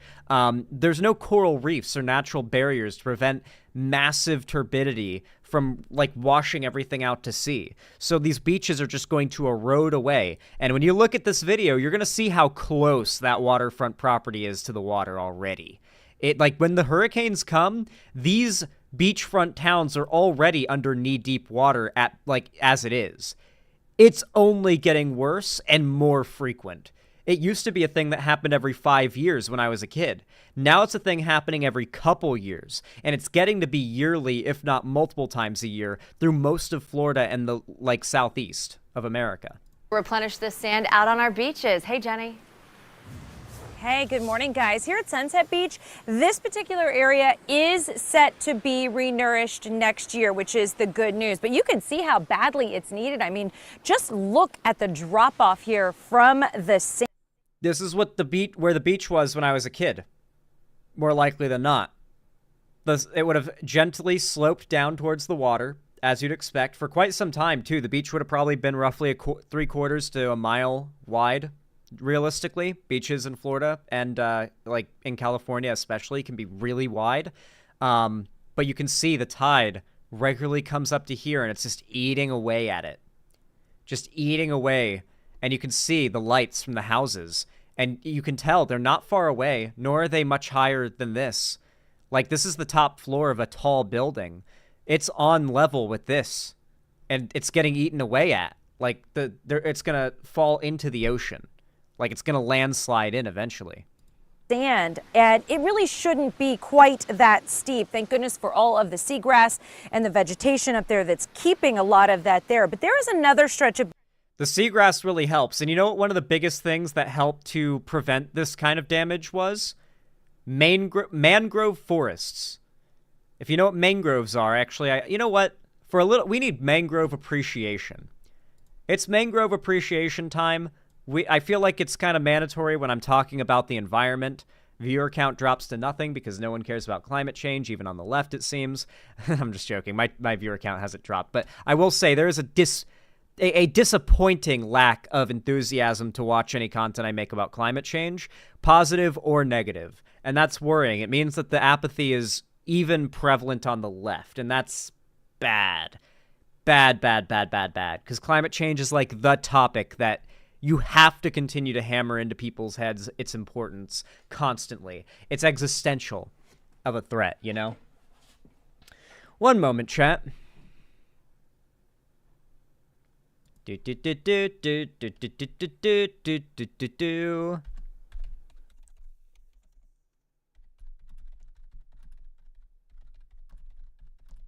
I'm going to show you guys a beautiful mangrove forest. Now, generally, mangrove forests don't look quite this beautiful. Actually, no. Here is literally a mangrove forest in Clearwater, Florida. Off the coast. For just a little perspective on what I'm talking about. That's some loud-ass music. I'll have to turn it down. But, like, they basically root to the bottom of the sand, like the bottom of the seafloor. It's usually very shallow water. Like, that's the surface right there. It's not very deep at all, and you'll see a person for scale. And their roots reach down to the bottom and connect, and they create very complex environments for lots of different animals, large and small, to reproduce. A lot of these, like, little coves and inlets are estuaries. Manatees love to go in here. A lot of sea turtles live and spawn here. Like, these formations act as seawalls that break up the tide and prevent so much sand from getting washed out to sea. But as you can imagine, environment and habitat destruction is making these go away. It's all cyclical. These plants require clean water. Like, quite clean water. Their health is a pretty good gauge of the water's cleanliness.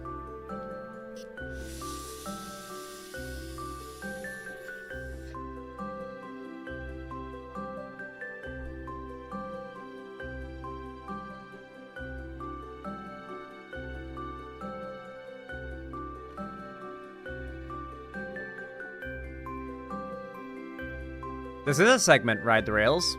Hopefully you enjoyed your dinner. Glad to hear you're feeding yourself. Love to hear you guys are getting your food in you. So yeah, very nice little environment to dive around, I imagine. Very cool. Wait, not pro-climate change? I meant stuff to stop climate change. I gotcha. The good thing is that this can all be reversed. People think about climate change like it is irreversible. It can be reversed. If we reach carbon negativity and we contribute we have ways of reversing the effects of climate change. But the fact is, how expensive and difficult of a task it is predicated on how quickly we reverse the momentum towards disaster, right? We've got a lot of ways we can cool the Earth at a surprising speed, but we have no point in doing this if we haven't reduced our carbon footprint to carbon negativity.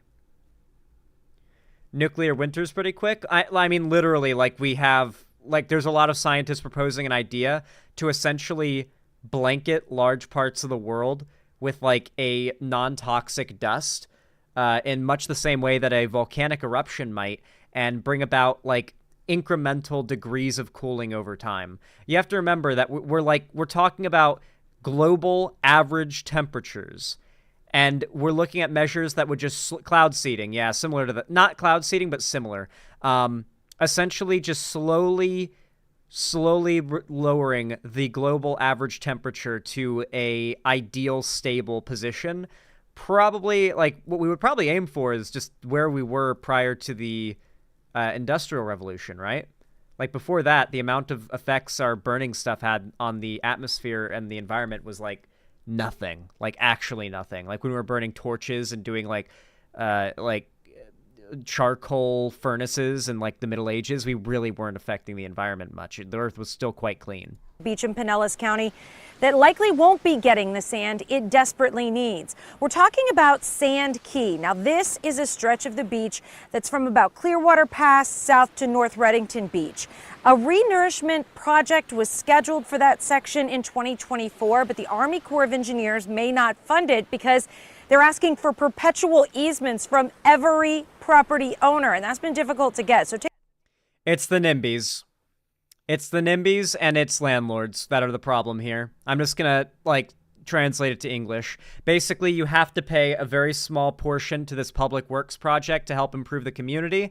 A lot of these houses are owned by landlords that live out of state and are renting them out as vacation homes and Airbnbs for massive amounts of money. When the floods come, they won't be there, so they don't care. And the NIMBYs just don't want to pay and don't give a fuck. You know, they're the boomers who think they're invincible in the world, and the laws of physics don't apply to them. The laws of, like, immunology don't apply to them. Like, they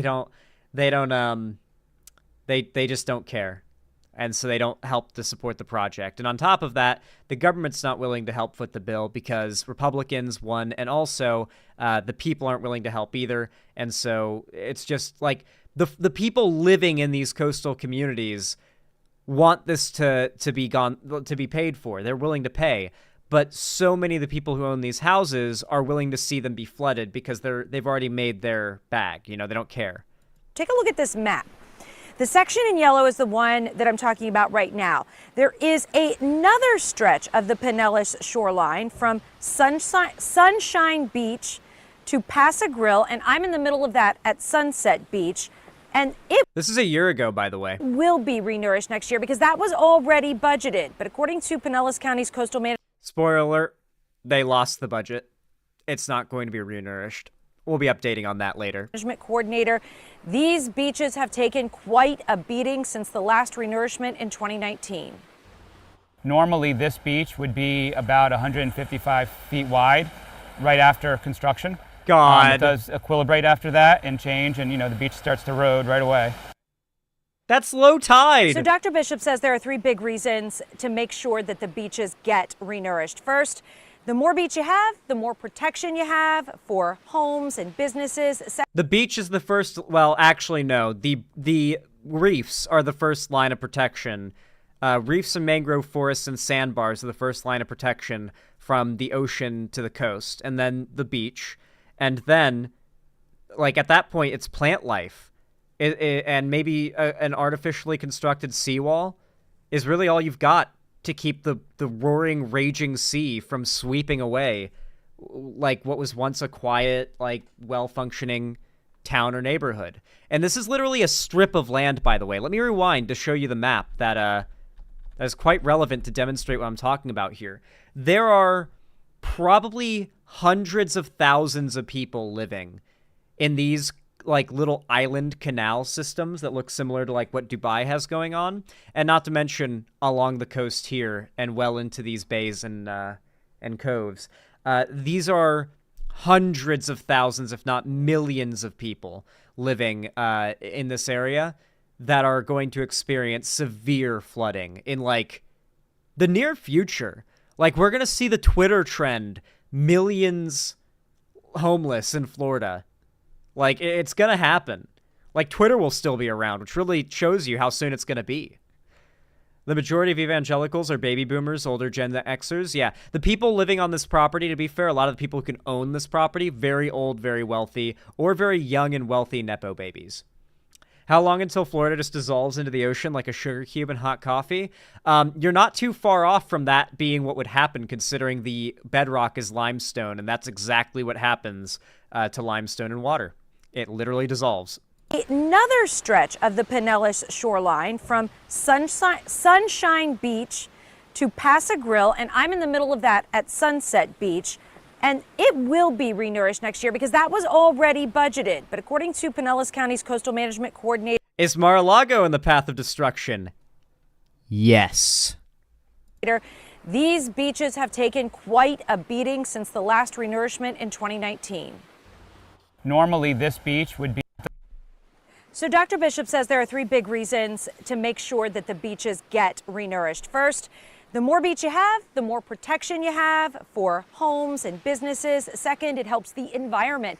When you have a healthy shoreline and a healthy beachfront, Very true. Arizona, another boomer right-wing enclave, is getting to be actually unlivable. It might be nice to see that, like, Republicans, while also dying off just in a general cultural trend kind of way, they're also going to make their fundamental strongholds where they like to congregate in the most high concentrated numbers into actual unlivable hellholes that, that literally might, they might wake up swept out to sea overnight with, no expectation because they'll just not, they don't care. They won't go out and buy sandbags. When you live in Florida and a hurricane's coming, every single area, like grocery stores, fire stations, anywhere that you could think of that would realistically do this, is selling, for pretty cheap too, sandbags.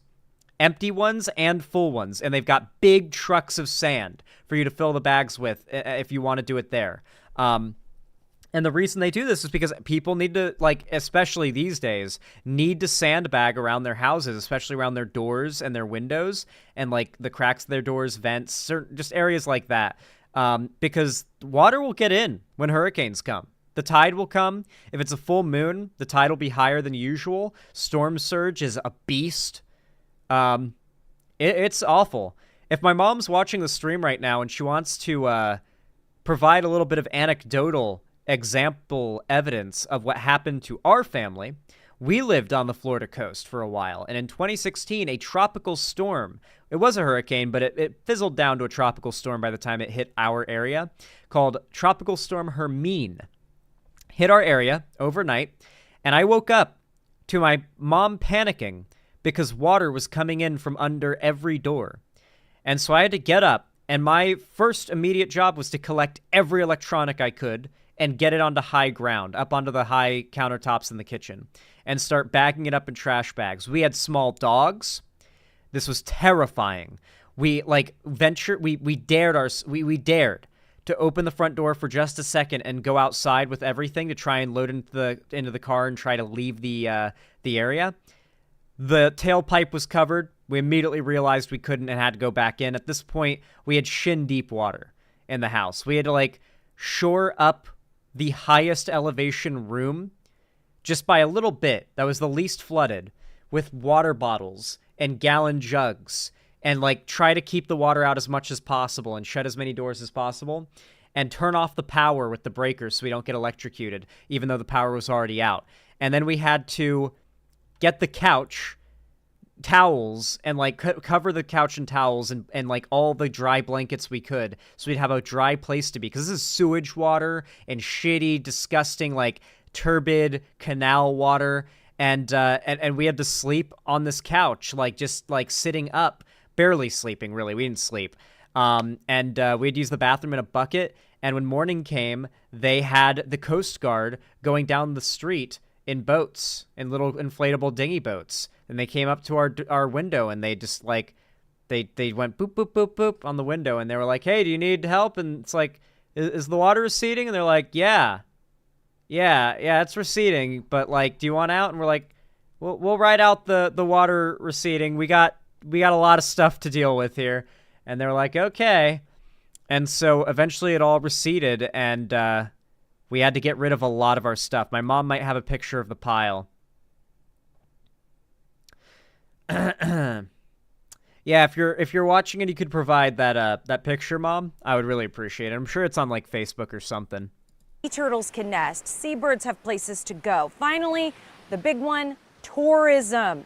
The beaches are what keep people coming here from all over the world. Dr. Bishop says investing just $25 million in beach nourishment can equate to billions of dollars in tourism. So it is a constant process along some of these Pinellas beaches. They need to redo this nourishment every 4 to 6 years. And right now, the nourishment plans for those beaches north of here, all along Sand Key, that's been put on hold until they can get that easement or until they can figure out exactly what to do to get it back in the budget. But Grant, you know, we talked quite a bit about this. You know, I just assumed maybe the waves were hitting the beach, kind of washing some of the sand away. But you say it's much more about the size of the waves. Yeah, Jenny, you're right. I mean, there's a lot of different ways that we see erosion along our beaches. It's not just the huge waves, but sometimes it's the direction that those waves come in. And typically, when we look at tropical systems, that's where we're going to see. There's a million different factors that are impacting this that are just elevating the problem that you wouldn't even consider. I want you to look at all these little strips. You see how much of the especially west coast of Florida is like strips of land, these little keys that connect to the land and are now like long highways with lots of like hotels and houses and beachfront property along all of them. This isn't a very high detail map. If you had a real high detail map, you could see how extensive these like mazes of canals are all along the west coast. It goes out all the way through the Panhandle too. You can see it up here. All of this is going to be the first to go. They're barrier islands, yeah. They're the first to go.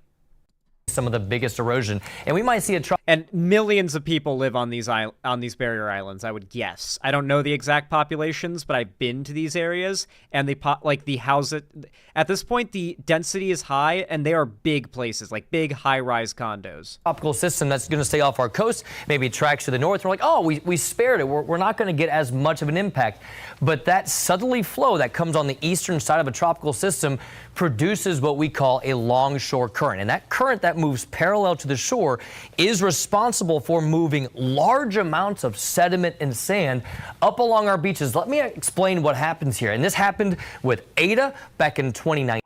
I like that reference, Mr. Inedible. 2020. It happened with Elsa just last year as well. We had this parallel flow to our coast, and that produces wave action that comes onto our beaches at an angle. See how those beaches or those waves come onto the beach from the angle there? And what that does is it produces what we call swash. It picks up sand, and then it displaces it and moves it a little farther up along the coast. You have that happen repeatedly up along the coast. You get more and more of those angled waves that come up. The swash produces that movement of the sand, and then it pushes back onto the ocean, and then we get another push of sand, and it continues to do that over and over and over again, and ultimately it displaces the sand and moves it way up the coast. And that's what we call a longshore drift. So not only is it producing erosion, but it's moving a whole bunch of sand and putting it into a place where we maybe don't want it, and obviously stealing that sand from beaches a little bit farther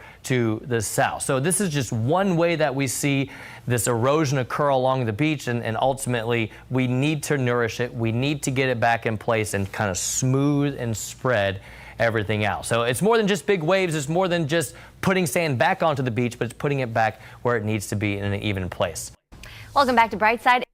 So yeah, that was a year ago. Things were looking somewhat hopeful at the very least, because there were some plans and funding for a program to replenish the beaches. Well, let me give you guys an update. And this isn't even super up to date, by the way. This is from 4 months ago, but apparently... You see behind me... Apparently, there is some news coming out more recently, though there's not a lot covering it yet, that, like, all these programs are getting defunded. Like, unless something changes, and that would be a Ron DeSantis decision, I'll give you 3 guesses what he's going to do about this. It's just going to be a continuous erosion of the beaches. Like, I genuinely think if something's not done in the next 5 years, we're going to see houses in Florida getting swept out to sea being posted on Twitter and YouTube. You see behind me here now is about 1 or 2% of the sand that was originally here just a month ago when... Wow, look at that. Just right up against the house. And it's gonna, like, literally, like, eat from out. It's going to eat right out from under these condos too. Like it's going to sweep everything from around the foundation and maybe what's under the foundation out like to sea. Like they're going to float away like the sea version of Up. Like when I say it's going to cause like landslides, I'm not joking. I'm not exaggerating. And we have video of what happens too. If you want to see like what the worst case scenario is, it's not an imaginary thing. Climate change has caused this to happen. Town landslides into sea. I don't think anybody died here. This is in Norway. This was fucking crazy. But this could very well be the future of Florida's coasts, especially these very thin barrier islands.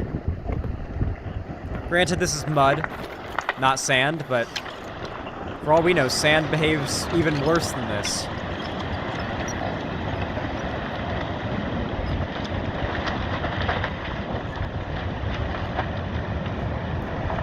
There's no way this could happen. It looks so wrong to see just trees getting consumed by water like that. Just this like very, oh my god. It looks like something out of a movie, doesn't it? Like this doesn't happen. Like this is something you see in a movie.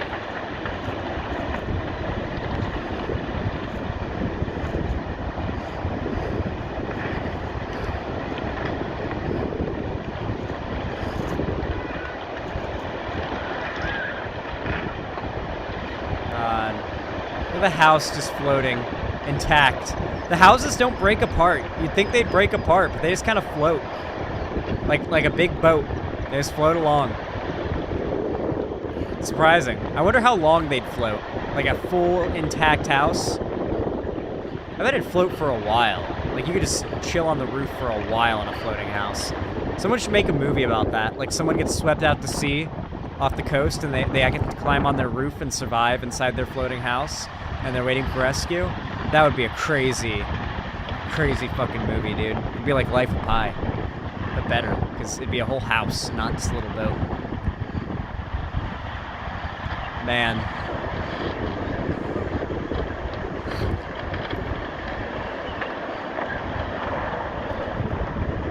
It looks so slow because it's so large. It's such a large scale thing happening that it looks like it's slow to us.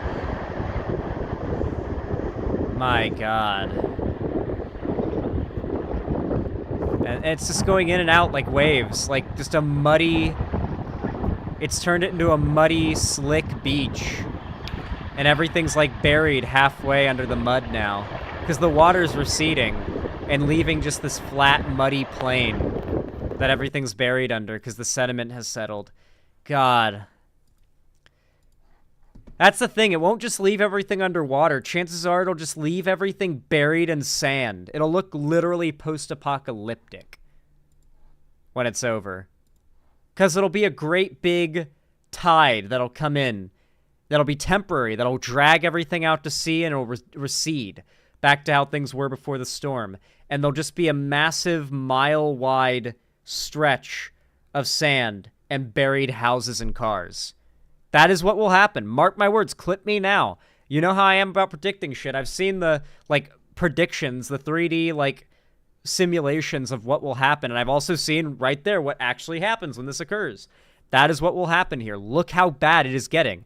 This is where the water eats away at the coastline when the tide gets high. That is like the bottom balcony there of a house. You can see, like, there's another floor there behind this dune. With a whole, like this is a built-up little berm. Once this goes away, I think it's just straight up, like, first floor is flooded. It's bad, guys. It's soon. County came in and put sand here all along the beaches. Tons of sand brought in to replenish beaches in Pinellas County last month, already washing away. Good evening, everyone. I'm Josh Benson. And I'm Jennifer Lee. Thank you for joining us. Last night's storm caused some major erosion to an area hard hit by Hurricane Idalia. We're talking about Sunset Beach on Treasure Island. News Channel 8's Brittany Muller joins us live from Treasure Island right now. Brittany, that's not a huge piece of beach anyway to begin with, and it's just suffered so much erosion in the last several months. I recognize that building. Right, and you can see that erosion. Good evening, Jen and Josh. You can see it. This is not only from last night, but also the storm back in December. Pinellas County says the dunes did their job in providing protection. I don't know how long it's going to last, Yeah, this is smart. They're planting seagrass. They're planting the seagrass along the beach. Yeah, I think this is Treasure Island. Did they get the gold before the storm hit? No, it's just I don't know if there's like a reason behind the name, but it's a really popular vacation spot. My mom took me to Treasure Island and Honeymoon Island a lot as a kid. Those were really good beaches when I was younger. No clue, but I'm glad what they did. They did a great job, and hopefully Mother Nature won't tear it down too quick. Only 2 months, and Mother Nature has already eroded the dunes. So we've lost in the last 2 storms basically all of the beach. Everything that the county brought in is unfortunately now gone. Pinellas County launched an emergency restoration project after Hurricane Idalia, placing more than 232,000 cubic yards of sand. The December storm was heartbreaking. What you predicted already happened to some barrier islands? Well, it's not, I didn't predict anything. I just said this is what happens, It's like, yeah, it's already happening. Like, this isn't it's coming, guys. It's coming. Get scared. It's coming. It's happening, guys. You better watch because it's happening. There's no, ignoring it doesn't change that it is actually currently happening. And, maybe this hurricane season, we see the coast of Florida get wiped away. At least a good part of it. It could happen this October. That's when it starts. Hurricane season starts this October. So we'll see how things go. For us, we put so much effort into these dunes and into, getting the residents on board, getting the county on board, and doing this in record time. Treasure Island City Commissioner Beth Wetzel says yesterday's storm just chipped away at the dunes even further. Beachfront property owners, including Robert Ian, I recognize this exact stretch of beach. Those fucking just trees. Chipped away at the dunes even further. Beachfront. These things drop circular pine cones that are like little spike balls. Fuck them. I'm pretty sure they're invasive and they're imported. I know exactly where this is. There is a road right there on the other side. You go straight down and hook a left, and I stayed in a motel on a vacation once to this place. We call it the vacation from hell. Stayed in a motel just down into the road, and I believe to the left. We call it the vacation from hell. It was awful. It was awful. But I recognize not just the stretch of beach, but those fucking trees, the picnic tables that I know are right there, and I know that there's a road right there. I'm very good with directions, memory, and locations when it comes to stuff like that, and I've been here a lot of times. So yeah, Florida man moment. Front property owners, including Robert Ianell, says dune restorations are short-term. You just can't be drinking dump truck loads full of sand. It's the equivalent of using an eyedropper to fill a pool. It's just not going to work. While the Army Corps of Engineers federal beach renourishment project is on hold, the question becomes how can leaders get it to move forward? Working with the county, with the state, with our U.S. representatives and senators to try to get the Army Corps of Engineers on board. Right now, Pinellas County is regrouping and reevaluating the beach dunes. Reporting live. So guys, all that, so you know how I talk about, Florida is really attractive for tourism. Its economy is based on tourism. People wanting to come from other places to go to Florida and experience its unique environment, its nature, the amusement parks, the touristy stuff, all that. People want to go to Florida. The things that make people want to go to Florida are being destroyed by the Republicans. You would think that the amusement parks would at least be safe, right? Like those are at least man-made, usually inland, landlocked, climate controlled to an extent, attractions, even if Florida had no nature to see, at least it's a land of amusement parks that people would visit. But Ron DeSantis and the Republicans are also attacking Disney. They call it woke, and they're trying to kick Disney out, apparently, or beat Disney. I don't know what Ron DeSantis' plan is with his whole feud with Disney. So on a multi-front, the Republicans are destroying all that makes the states that they hold worth visiting and thus worth having an economy. The economies of these states are going to nosedive very soon. Like, this is going to be imminent.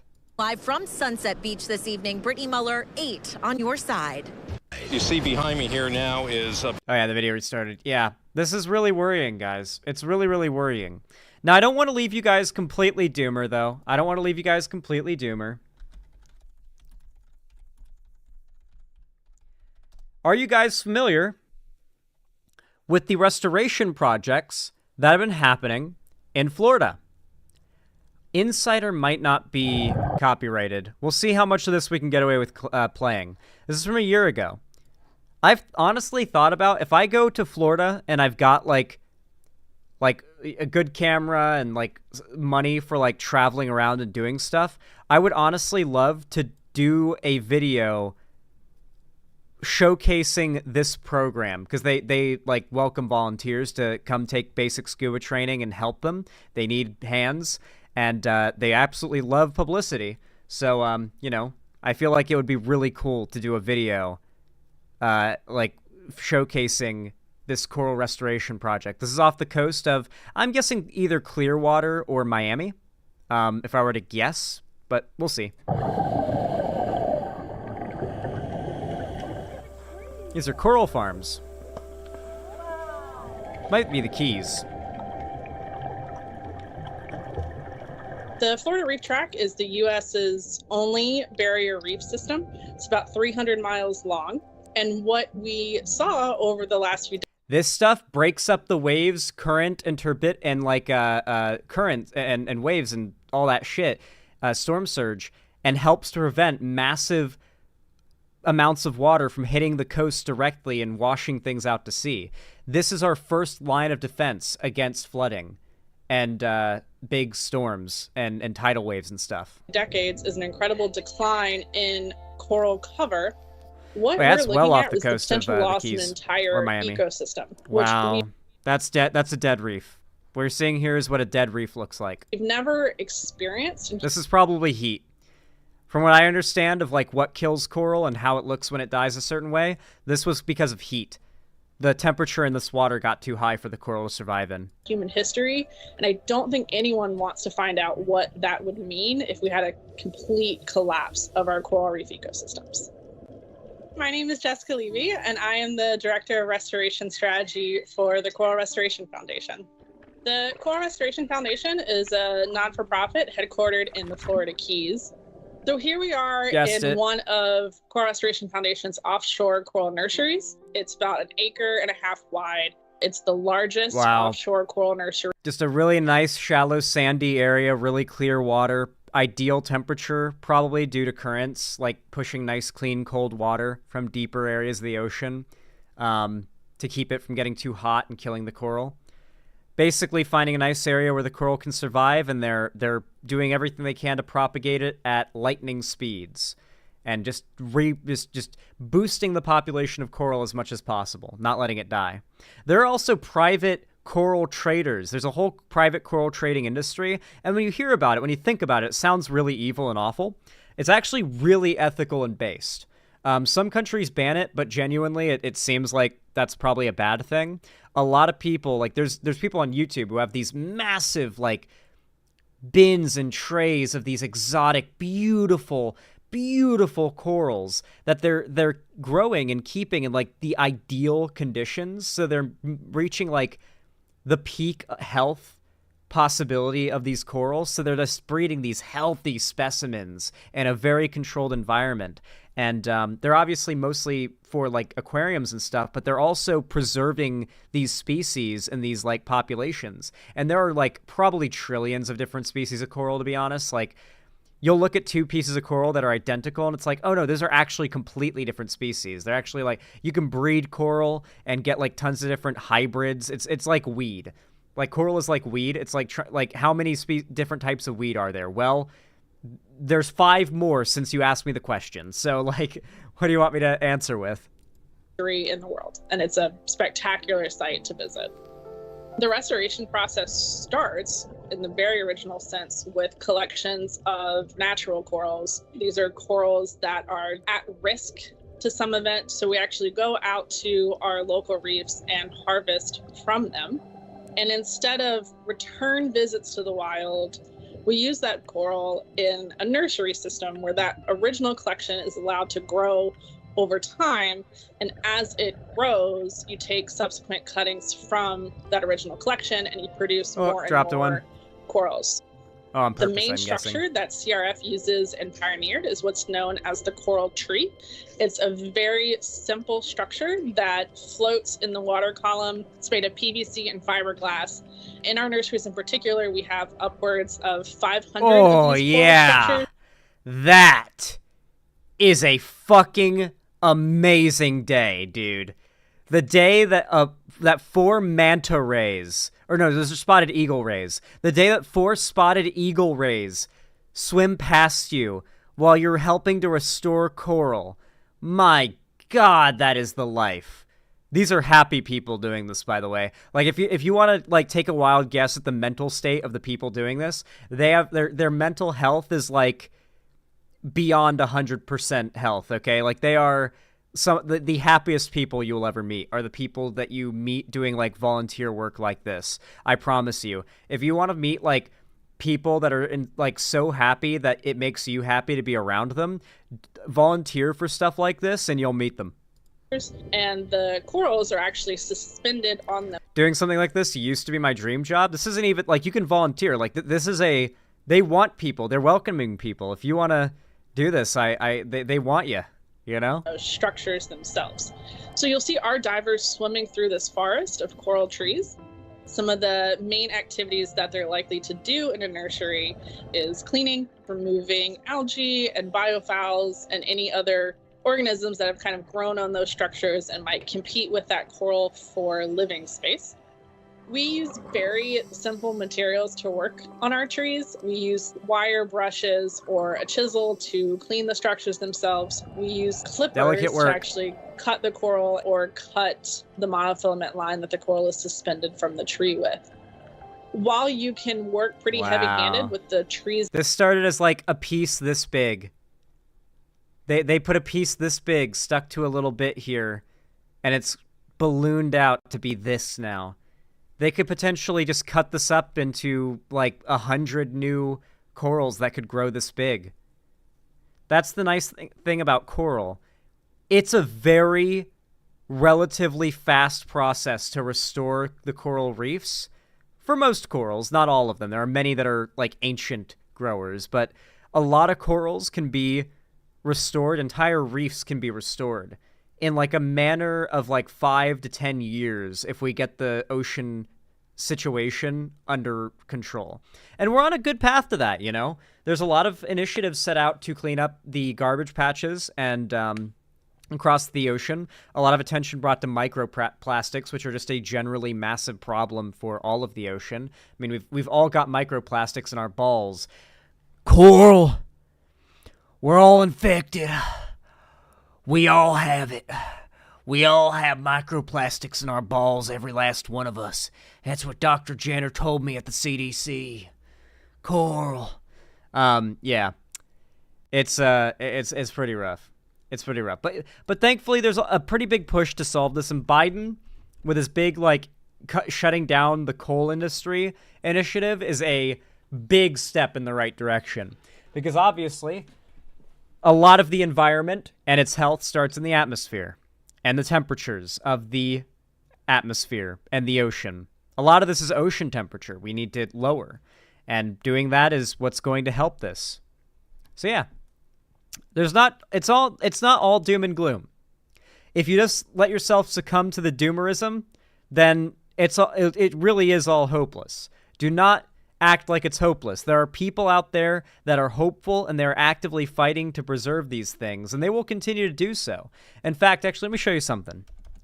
Coolest coral collection ever. I think this should yield the result I'm looking for. Yeah. So here's a look at just one guy who's a private coral breeder. And take a look at the stuff that just dudes who live in, like, condos with lots of fish tanks are doing to preserve these species. Hey, Bal. We're talking about climate change and restoring, like, reefs and coral. You probably have to wear, like, sunscreen and protective eyewear when you're in here if you're smart, because this is UV Hey guys, light. how are you? This is Josh. Come see my solar garden. Look at that. There are little fish in there, too. It's so well organized. He's got that ADHD, like, I need to shuffle these around so they are in a perfectly pleasing to the eye pattern. These can't be disorganized.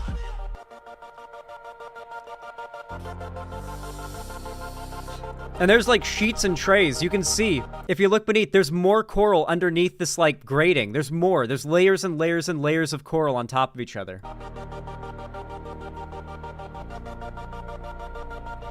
Just perfectly spaced apart. Wow. Look, yeah, the color, okay.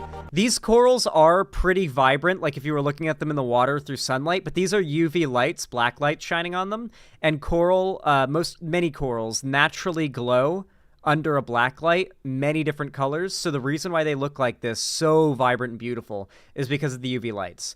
It's why a lot of aquariums use UV lights, because they'll have corals that glow like this, and it just adds to the beauty of it. But under sunlight, they won't be quite this vibrant, but you know, they are quite beautiful. This is what they look like under UV light. And they're very healthy too. This is perfectly clean water that is very well maintained that they're in. So like they're very vibrant and colorful. There's no like dirtiness to the water affecting like what color they are. They're extremely healthy specimens.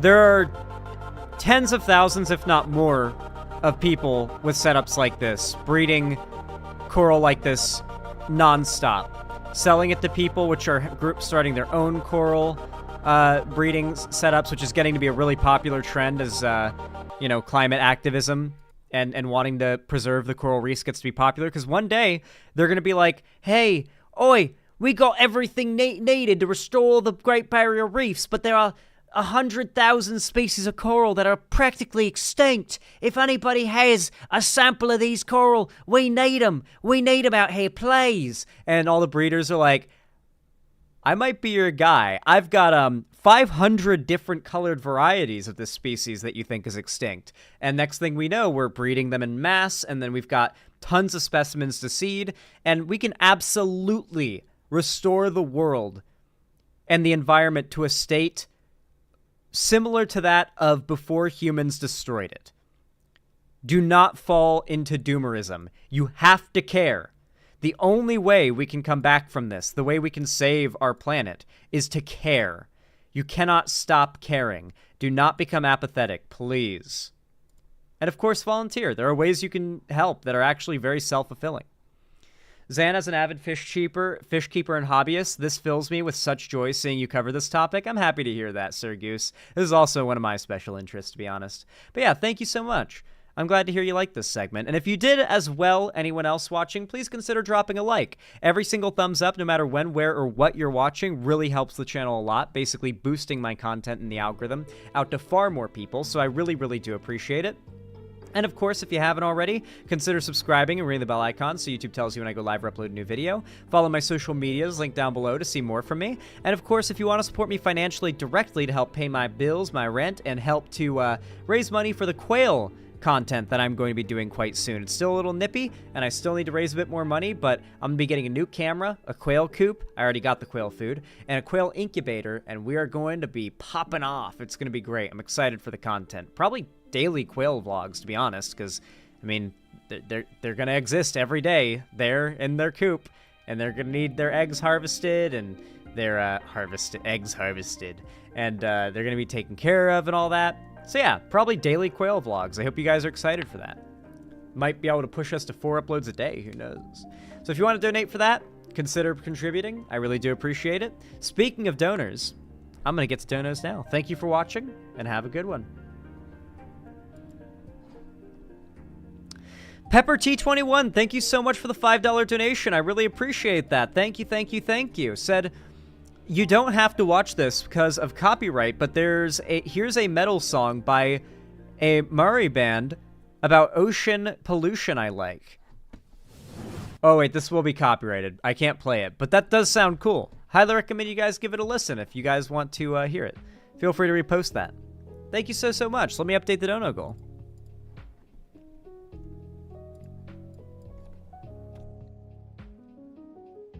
Yeah, incubators aren't too expensive. I'm going to get one that humidifies too, though. I want to be able to, like, hit a button that's specifically, like, the quail setting, you know? They make those. I don't want to fuck up. I can't have that on my heart, guys. I don't want to fuck that up. Living things on my conscience, like very sentient living things. All right. Let me mark the topic off the list.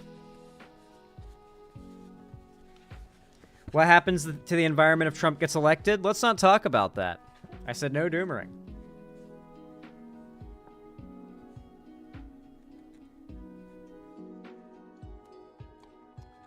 Average Dark Knight player. Let me see this, Balth. For the record, Balth, I have defeated the final boss of the midway point of Shadowbringers, okay? Xeno is quitting FF14? No shot. Why are people in the FF14 community so whiny? I'm curious what he's going to complain about. Taking tomorrow off for sure. Wait, why I'm quitting? Come on, 7! 6! Oh, is this where's the heals? Oh yeah, this is where's the heals. Oh yeah, this guy is such a bitch. Are you guys ready? This guy is a DPS. Okay, he's a Dark Knight. He's not... Is his grit up? Where's his grit? Where, does he even have... He must be covering his grit. I can't see... No, he has grit up. Okay. So he is tanking at least. He is at least tanking. Here's the problem, though. 5, 4, 3, 2! I'm in the grave! I knew it, dude! I knew it! What a This is me! This is me! I'm in the grave! I'm in the grave! Dude, look at my beard, man. Here it is. 2 white mages! 2 white mages and I'm in a grave! I'm in a grave with 2 white mages, yo! It's not him? I thought it was here. Okay. This is me! This is me! Yo, we got 1 biddy! Yo, we got 2 biddy! Yo, it don't matter! We got like 9 million benedictions and I can't get one of them! I can't get one of them! Dude, that's why I'm quitting, dude. That's I'm just done with this game, man. I don't know, man. Like, I don't feel like Dark Knight's that hard. Maybe Endwalker just hits different, but... I don't know. Maybe they're playing, like, hard content I haven't gotten to yet? Who knows? Fuck, man. Oh, yeah, by the way, if you guys don't believe me that Florida is, like, fucking weird, do you want to see some shit?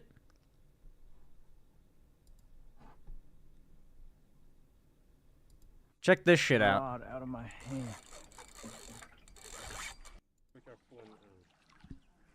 Your phone?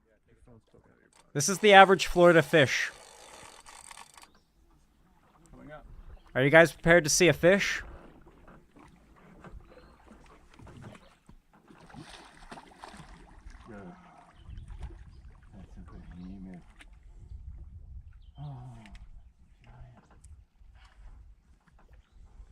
That's bigger than yesterday's, isn't it? Bigger than yesterday's. Is that a 300? I think it's a big ass carp. 350? And a big ass invasive carp.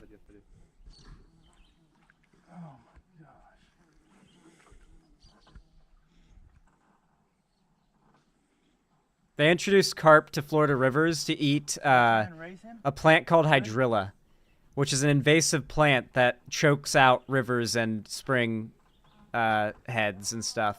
And so they introduced river carp to them to try and, like, eat up the hydrilla, and then the river carp became a new invasive problem. There it is. That's a big boy. He's as tall as you. Now that's a big boy. Oh, now he's mad. You pissed off a carp that's heavier than you. Good job, man. Let's see that airtime. Let's see that slow-mo.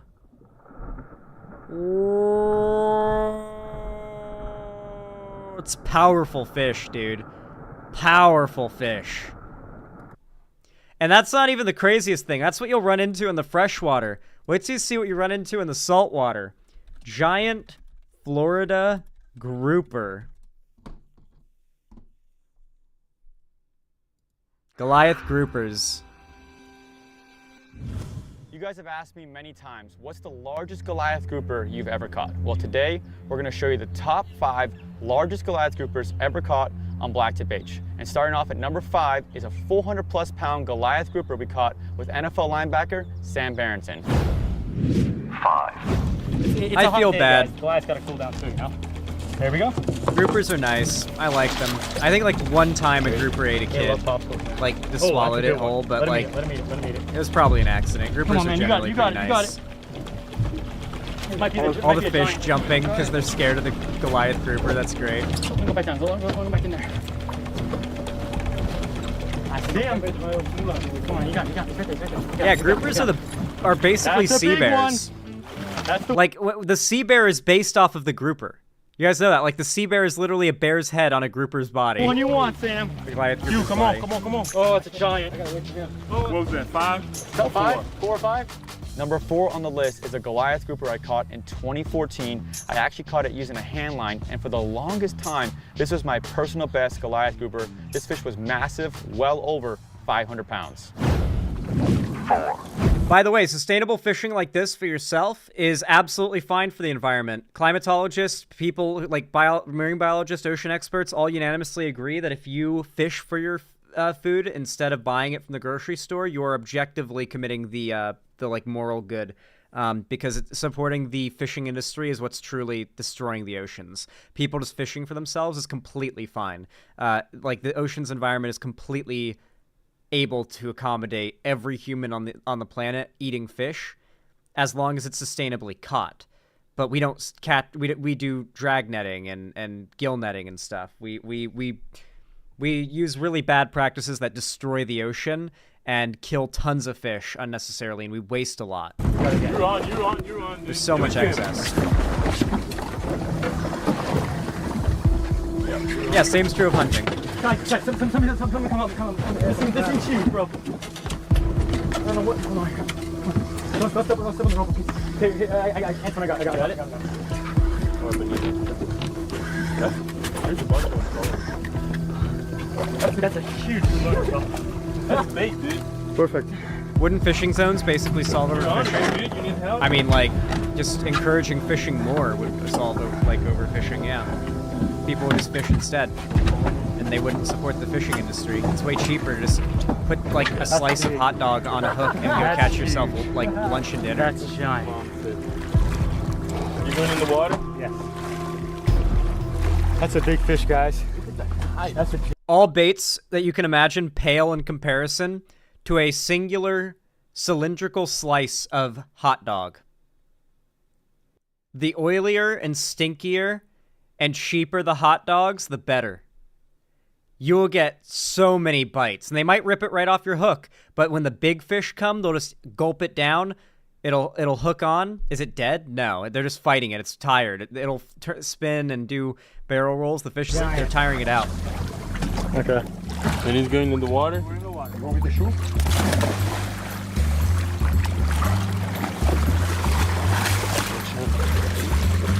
Well, they're definitely going to eat it. Big. Oh, yeah, dude. Number 3 on the list was an absolute monster. It was caught by my buddy Trace. Let's see the biggest one.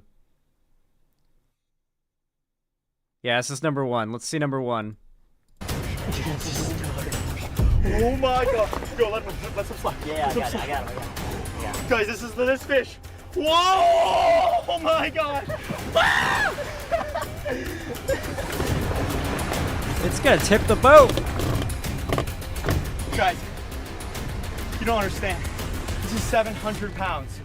This thing is the big. They should honestly name, like, for boats, it shouldn't be horsepower, it should be carp power. Like, how many carp worth of momentum is it? Not carp, grouper power. Like, how many grouper, like pulling your boat, 700 pounds? Yeah. Yeah, they get that big. Biggest thing you've ever seen in your life. They get to 1,000 pounds, I think. That's a big boar. That weighs more than your boat, bro. That's a big one, dude. That weighs more than your boat, bro. That's a barnacle. That weighs way more. Yeah, he ain't done yet, folks. Just let him come. That's a 500 pounder, dude.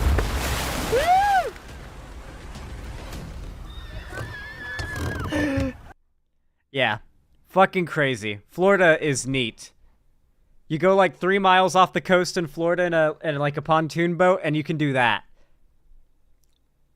Oh yeah, you got me. Where's the heels? Dude. You guys see when we did that tank and spank fight? You got me. Where's the heels? Let's go. Okay, here is the average streamer. Here's the average FF14 player who has quit. The guy just died it without seems. like doing any damage to the entire group.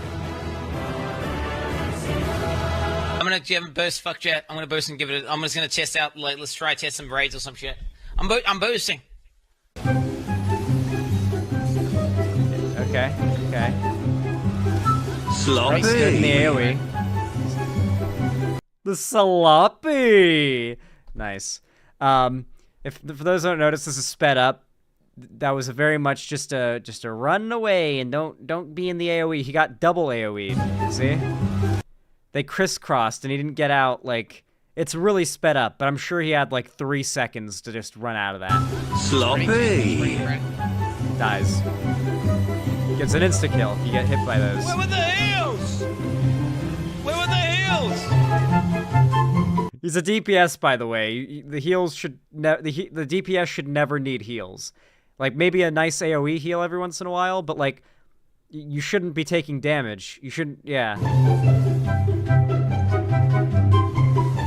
Sloppy. Sloppy. It's an FF14 meme. The sloppy. Active time maneuver.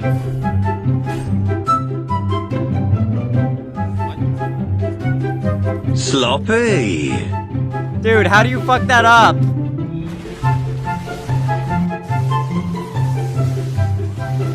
Sloppy.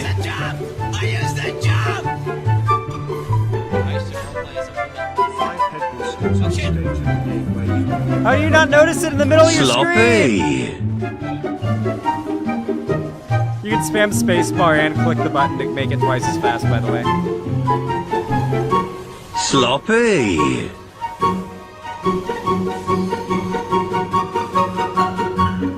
Well, you got me. By all accounts, it doesn't make sense. Careful posting that, man. You don't want that connected to your shit. I love the little copium symbol there. That goes crazy. Learned core class at a very basic level. Was able to keep up with level 80 experienced gamers when I was not... Word I can't say out. Tried and beat some trial/duties, yes, including Savage on minimum eye level with no echo. Still found the game uninteresting and quit. And someone screenshotted the most damage. And very much at the bottom by a lot. By a lot. Oh. That's funny. I think he's doing worse than the healer, right? Yeah. Yeah, he's doing worse than the healer. That's hilarious. That's funny. On controller, every input makes ATM go, so it's over, like, immediately. I don't know what that means. Anyway.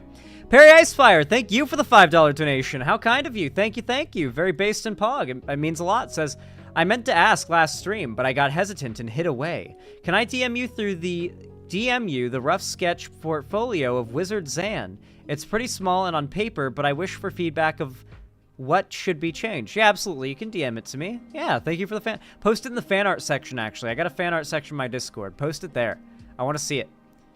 Xander Hall, he got out damaged by the Paladin when Paladin was easily the lowest DPS tank in that patch. Nice. Nice. He got filtered. What can you say? He got filtered.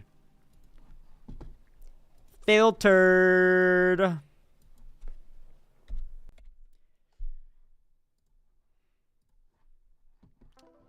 All right. It's astonishing to me that someone could play an you know, an MMO like FF14 and not understand you shouldn't stand in the clearly marked AoE areas that the boss is going to do. Like, maybe you're supposed to not stand in them. Like, the reason they're marked is so you can avoid them, but surely not, I guess. Surely not. Anyway, I gotta use the restroom really fast. I'll be right back. Won't be gone long, though, so be patient.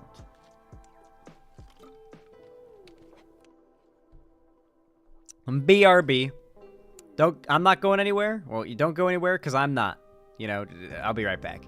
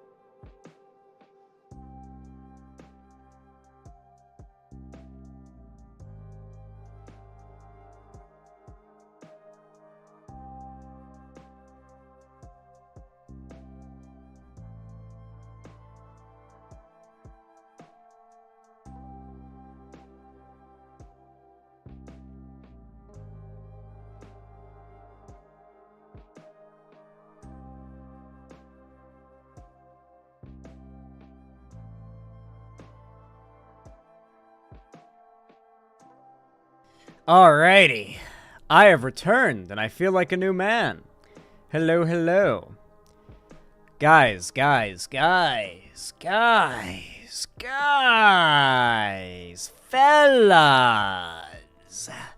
I got 2 more topics on the list for us today, and then I think I'm going to be wrapping things up, because it is already 2.5 hours in, and it is pretty late that I'm starting. And I think you guys will appreciate the next 2 topics I got, though, because they're quite good. You just take a hit? What? Like, take a hit from a vape? What do you... This? I mean, I've taken several hits from it. But I went and used the bathroom. I feel like a new man. My bladder is empty. My tummy feels better. Because I'm not going to lie, my bladder was so full, it was kind of pushing on my tummy. Gavin McInnes, founder of the Proud Boys. I'm aware. I'll cover the whole Gavin McInnes thing. I'm very much intending to cover it. Probably tomorrow. But for now, I've got 2 more topics to cover tonight, and then we're going to be wrapping things up. Sorry, guys, but, you know, it is what it is. It is what it is. Okay. Let me double check. Yeah.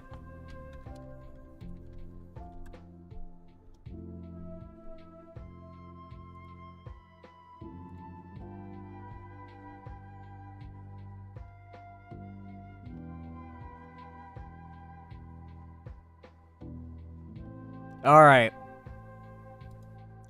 You all know what to do when I say action, right?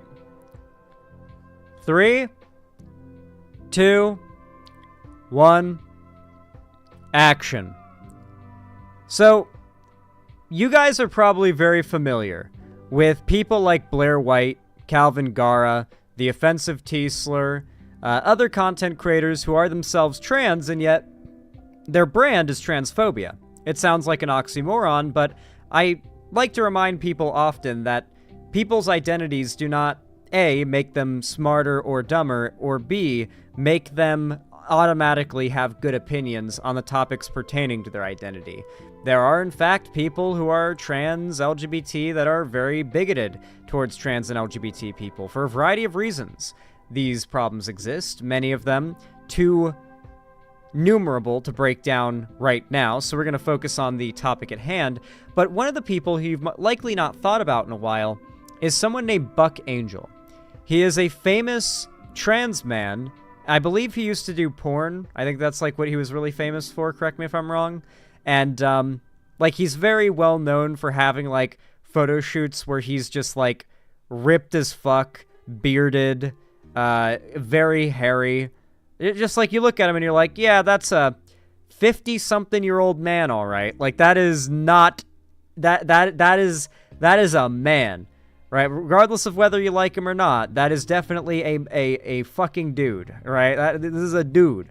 Buck Angel is, however, quite vile when it comes to his transphobia, and much of his content, and yes, he does make content now on YouTube, is centered around, you know, the whole like, oh, we gotta fight the trans trenders to support the real trans movement or whatever. And of course there's that nice helping of self-degradation always thrown in there, like, I am not a trans man, I am not even a man, I am a female that identifies as a male, I am a transsexual male. And they have to like clarify that they're not delusional enough to think they're really a man so that people will like them, you know, that whole bit.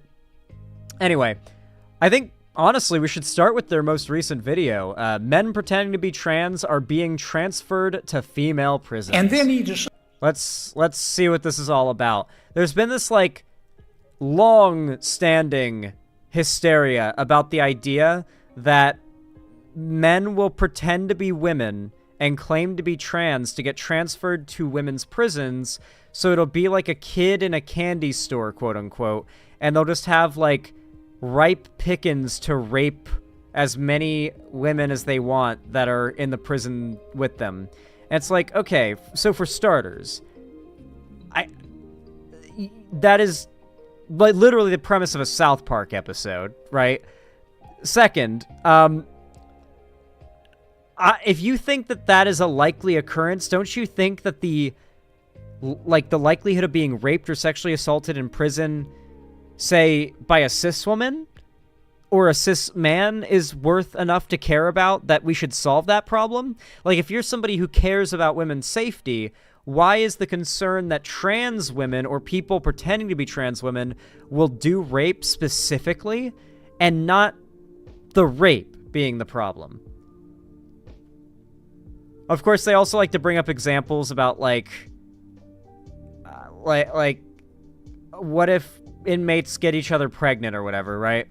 As if inmates don't have gay sex sometimes in prisons, in, like, pods, and then sometimes that has resulted very commonly in sexually transmitted diseases spreading, which isn't necessarily getting pregnant, but it is still a thing that can occur from anybody having sex that costs money for the state to accommodate, and it's, like, a problem for those involved, if it, like, in a prison, right? Like, that's a really common thing. Like, there's a reason why there are hospitals and prisons, like, STIs run rampant, you know? Decided to transition, and he became a female and started going by July Justine Shelby. Is that right?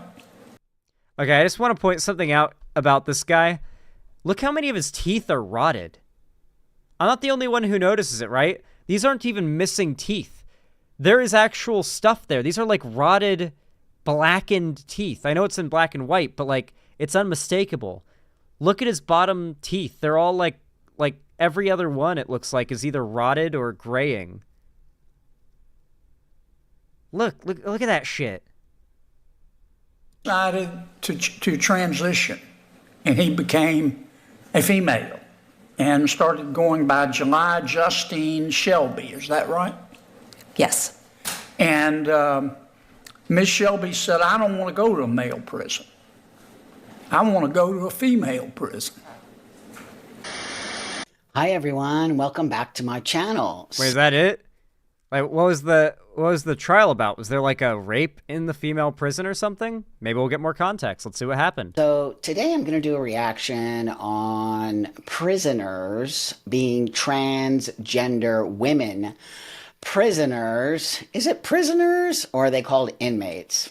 Okay, well, we'll just call them inmates. Trans women inmates who are Man, I hope Buck Angel goes to jail or prison, ideally, at some point, like for like a day. And then he says, "What's up, my fellow inmates?" It would go very well for him. That is not the term that is typically used among the prisoners themselves. Usually convict, apparently, is the term that's commonly used. Like that's, I guess, generally like the PC word to use around a prison. But if you call people like criminals or like prisoners or inmates, it sounds like, you know, you sound like a cop, kind of. You know, it doesn't sound good. It's not like you don't want to have people hear you saying that. But I guess he's not going to prison. Hopefully not. But I'm curious, like, if there's a problem with prisoners being trans, like that's a thing that has to be dealt with or like stopped, I guess. Like, does Buck think that if he got arrested and got charged and went to prison, like, he would be a bad person for wanting, I would assume, wanting to be in the men's prison? No, honestly, no. Buck would want to go to the female prison, I bet. He'd assume it'd be, like, easier and nicer on him and be like, well, no, I'm actually biologically a woman, sorry. And he'd just do that. Like, he'd literally be, like, the South Park bit where a bearded, like, man who is 60-something years old insists he's a woman to the court to be put into a woman's prison. That would be Buck Angel, ironically enough. He would be, like, the bearded, muscular, big, hairy dude who's, like quite old, arguing with the judge, saying, I insist, I am a woman, and I must be put in the woman's prison. It's like, okay. Biological male who are being transferred to women's prison in California. We're going to talk specifically about California. I think they're being transferred in other states as well, but I'm specifically going to focus on the California state prison system here. And the fact that we have males, biological males, being put in women's prison. And so I have some really great clips. To be honest, I don't take anybody seriously who pronounces biological like biological. Like when they hit that biological. Like when they hit it like that, when they hit like, I don't take them seriously after they say it like that. To show you, because I'm just very shocked that this isn't more prominent within the news media. Well, I guess I'm not shocked. They don't talk about anything that's important. And that this man does not appear to be a gamer. Why does he appropriate the gaming chair? Well, to be fair, gaming chairs are made to like support your back in a particular way, helpful for when you're sitting up at a computer at a keyboard and you're playing games. You know, it's meant for long bouts of like gaming posture. That being said, and they don't tell the truth. So which is similar to long bouts of, which is similar to streaming posture, to be fair. Streaming/recording posture. I want to give a shout out to this great site called the Independent Women's Forum, IWF. It's on YouTube, and I'll put a link to it here because I'm going to use some of the videos that they have produced, which are really well produced. Well, the point is that prisons are already full of rape, trans people or no, so why, one, would trans people being in prisons be a unique problem, and two, why is that your concern when rape is already a problem? And you seem to at least agree that rape is an issue. Why are we just okay with the rape as long as it's not being done by or involving trans people? Or just like, I assume that's the concern is rape. That's always what I hear is the concern. People who tend to enunciate offensive language are childishly bigoted. Yeah. I heard gaming chair are actually garbage and you should get an office chair. It depends. It really depends. Honestly, the best kind of chair you can get, it depends on your desk, really. What really makes the difference is your desk chair combo. If you can get a like standing desk, one that can switch between standing and sitting, that's ideal because you can adjust the height. And then from there, you can just like shop for a chair that's most comfortable for you. And then you don't really have much to worry about in regards to like clearance, how close you can get or far you can get from the desk and still be comfortable and reach the mouse and keyboard. A lot of it is in the desk, not just the chair. And they talk to actual women inmates. One who has been released, I think both of them have been released, but their experiences in the women prison while trans women, biological males, were transferred to the prison while they were there. And the insanity that came when those males were transferred to a woman's prison. It is, I can't even believe I'm actually having this conversation. It's so absurd and insane. Now, before we move forward, I just want to let you know that I spent like a week in jail once. Oh, okay. Let's get the story. Let's get the story. I'm laughing because it was insane. And I was actually in a woman's prison because it was prior to my transition here in Los Angeles. And it was not fun and it was not okay. And it was pretty rough. But I have to tell you this. There were no men in the prison, okay? And I can't even imagine being in that space. You're cramped in. It's small. It's horrible. It's insane. It's not fun. It's its own world. Let me just tell you. There's rules and regulations and all kinds of stuff. But it's with women. When you pluck a man in a situation, I don't care that it's a trans woman. I don't care. Okay, so we're just saying that, like, trans women are men. Is the claim here. So just blatant transphobia. It really sucks how much of an audience there is for it too, you know? Like there's a very easy grift for conservatives to like want their token trans like bigots. And then of course there's the there's a lot of trans and LGBT people out there that go on the internet and they look for someone to look up to who is also trans. And sadly, they're going to notice Blair White long before they're going to notice ContraPoints. You know? It sucks, but like these loud, hateful fucks are the most prominent and attractive to normies trans figures out there.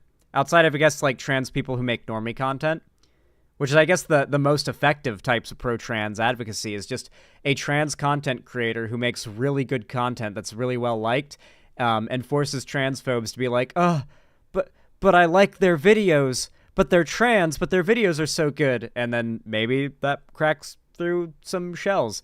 I've actually noticed a lot of people become less transphobic due to like random MMO content creators that ended up being trans that make really fun videos. So yeah, it's really shitty that these content creators are some of the most prominent in that sphere. But it is what it is. Not only that, he's insulting trans women. He's insinuating trans women would be violent if they were there. No, what he's doing right now is doing that, like, bizarre, men have this, like, evil essence to them type vibe that, like, it will disrupt the women's vibes, you know? That's what I imagine he's getting at. They're still male. I'm still female. When you put a man in that... Listen, guys, you have to like me. I get it. I may literally do everything in my life to reaffirm to myself that I'm a male because that's what I need for my own mental health. But I promise you guys, I'm totally not deluded into thinking I'm really a man. I'm totally a woman, guys. Please continue to like me. Please continue to donate. I'll keep on shitting on trans people. Just please give me money. Okay. That situation, all hell is going to break loose, especially when the males are still intact physically. What the fuck is he talking about? Are we pretending like prisons are these like extremely well, like we have to operate to even agree with this argument. We have to operate under the assumption that the prison system is even in an okay state, like a decent or acceptable state as it is. If these problems exist, if they are even possible to exist, then we need to reform the prison system. The fact that men and women could be in the same building at all, held in... Not to mention, by the way, to be very clear, they are male guards. You guys know that? Like, the COs at the prison and at the jails, like female prisons and female jails, are also male. The warden, a lot of the, like, administrators and stuff, there are constantly men watching and filling the building, and not to mention a fair few of those male guards have done sexual assault on female prisoners. It's happened. But, like, more often than not, it doesn't happen.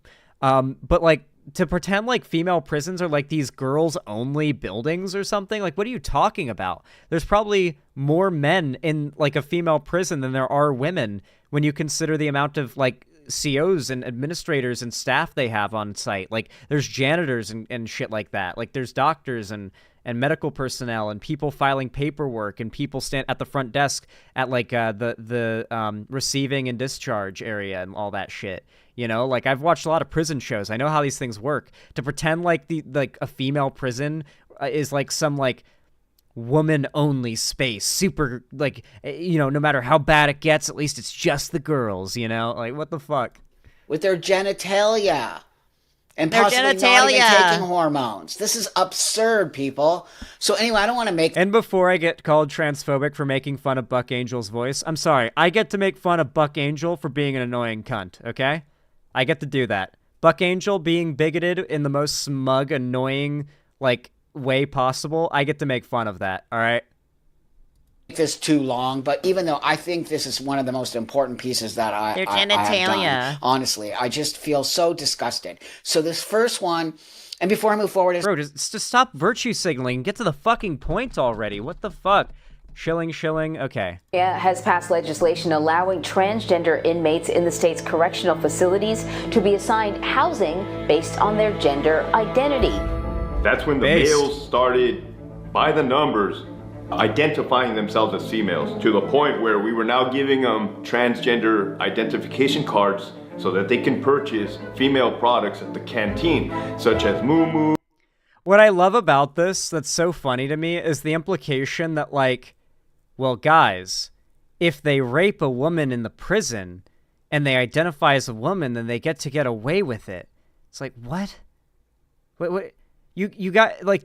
They do realize that, like, the chances of a rape have not changed based on, like, a trans person being introduced or even a man being introduced if there is already a prevalence and possibility and a clear enabling of prison rape. That's the problem with the prison system. We gotta watch the cool video of, like, the Nordic prisons after this. Makeup, bras, tampons. In September, California Governor Gavin Newsom signed Senate Bill 132 into law. We had to transfer male inmates to female institutions. Oh, they were excited. They were like kids in a candy store because they knew they were going. Yep, I know. Oh my god. Oh my god. I swear I didn't pre-watch. I swear I didn't pre-watch. Do you want to know why he said they were like kids in a candy store? Because he's making it the fuck up. Because that's the kind of shit that people say based off of vibes. Like, yeah, if we let this happen, these men are going to go in there and they'll be like kids in a candy store. I literally made up a quote that sounds like what these people would say off the top of my head. And he said it word for word. Because frankly, what these people actually say isn't far from being exact. I knew nothing about this situation before watching this video, and I was able to guess what their argument would be. And I've never heard this guy speak or make that argument. I hear people make that argument, like, that are similar to him, but it's just like, these people, they're making this shit up. It's like doesn't it sound like there'd be rapists doing this, and they'd be like kids in a candy store in a women's prison. They'd just be allowed to be raping everywhere. The guards will do nothing, and they'll just be allowed to do it. They'll be afraid of getting canceled if they do anything about it, because it'd be transphobic to stop the trans women from raping the cis women. You know, it's like, okay, sure. From a men's prison to a female's prison, and we will watch them take off on the bus. So that... Hold on a second. Excited.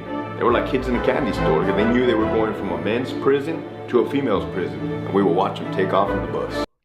Why is everything all blurred? Is there a reason why we're not seeing, like, the name of the outlet this was taken from? Let's see what sources there are. I wonder if Buck has cited his sources.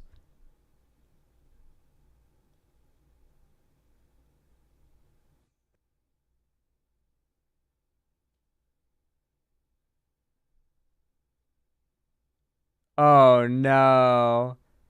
Oh no. Oh no, chat. California has... Do you want to know where that clip came from? Cruel and Unusual Punishment, the male takeover of female prisons trailer. It literally, he got that clip from the trailer of a video from Independent Women's Forum.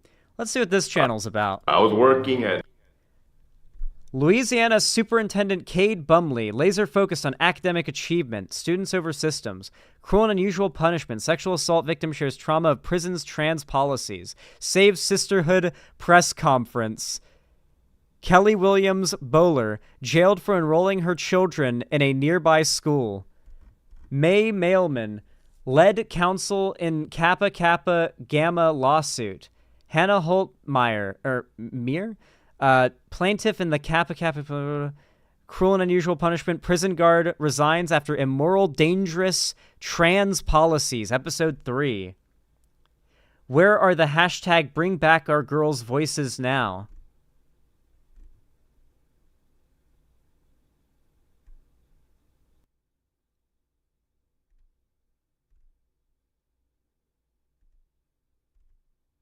This is just a TERF blog.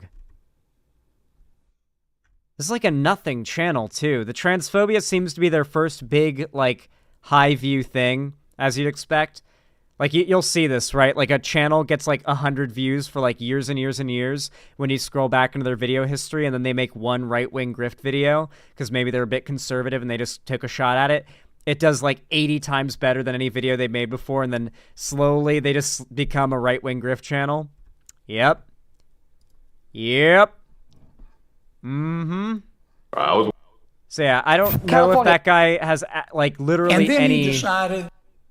I don't know if that guy has literally any credentials or like evidence that he is not talking out of his ass. To be honest, listen to what she has to say.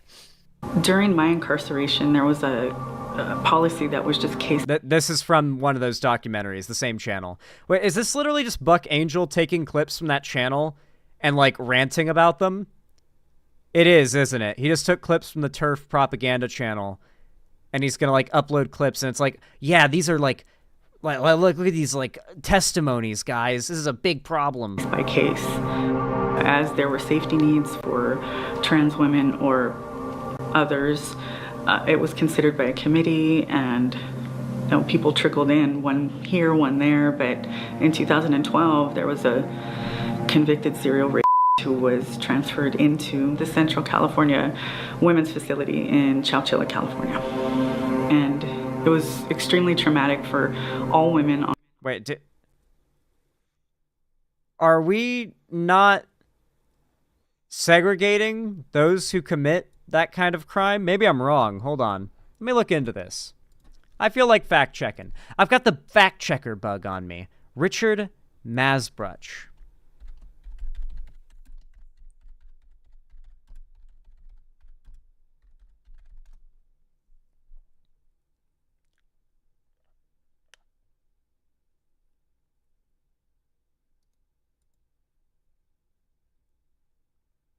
Okay. Life as a transgender inmate, confronting a hostile system behind bars in court. I would just as soon cut someone if they messed with me, says Lady J, but protection from transgender women remains an uphill battle in prison culture. In the visiting room at San Quentin State Penitentiary, 25 miles north of San Francisco, Lady J. Clark looks around the room. You see, she says, everyone is looking at us. The large space is filled with inmates and their families. Everyone is talking, playing card games, and eating food from the vending machines. Because San Quentin is a men's prison. The inmates are all men, except for Lady J, who has been in the prison system for more than 20 years. Mid-discussion, Lady J speaks animatedly about wanting to have boobs down to her knees, like an old Southern lady, before adding she, quote, just wants them to keep getting bigger and bigger. She has an imposing presence, brash, tall, and indeed large-chested, which is obvious despite the unflattering chambray prison uniform, or chambray? I don't know if that's a color. The same worn by all male prisoners. Her hair is cropped short, but is curled on the top. A style she achieves, she tells me, by twisting paper towels into long worms and using them as curlers. Lady J came out in 1973 at the age of 12 and presents to any observer as a woman. Nevertheless, she's categorized as a man by the California Department of Corrections and Rehabilitation, the CDCR. Hey, the same acronym that was just being talked about. She's just one of more than 300 transgender inmates in California prisons statewide. The national 300 transgender inmates in California prisons. By the way, this whole issue that they're freaking out about is over 300 people. The national estimate for transgender inmates is about 700. The national estimate for transgender inmates is about 700. 300 of them are in California. Cool. Lady J is also frank about her unusual position. When asked about her experience, her response is simple. How raw do you want it? Those behind bars like Lady J must confront a hostile and violent system. According to a study by University of California Irvine professor Valerie Jenis, more than half of all transgender inmates experience rape. Oh! Who would have guessed that? More than half of all transgender inmates experience rape, as in are the ones raped. Prison culture also creates an atmosphere where transgender inmates may submit to sexual assault for protection from physical violence. This is very common, especially if you're gay in prison, apparently. It's very common for this to happen, all under the callous indifference of prison authorities. Lady J describes the violence in Calipataria state prison during the 1990s, where she quickly landed in administrative segregation, mainly for fighting, not obeying orders, and refusing to stand during during count. There, Lady J says that she participated in gladiator-style fights staged by correctional officers. Her fighting earned her kind of a respect. It sounds really crazy, but deep down, I was looking forward to the fight, she writes in a letter. I was the only transgender to my knowledge that had ever participated. I was part of the movement. In addition to rape, transgender inmates face the threat of death at the hands of other inmates. 2 years ago in California, a transgender woman named Carmen Guerrero was killed by her cellmate, Miguel Crespo, at Kern County State Prison in California's Central Valley. Crespo was in prison for murder in LA County. Guerrero's previous cellmate, Jonathan Wilson, was her romantic partner. He said that, wait a second. No fucking way.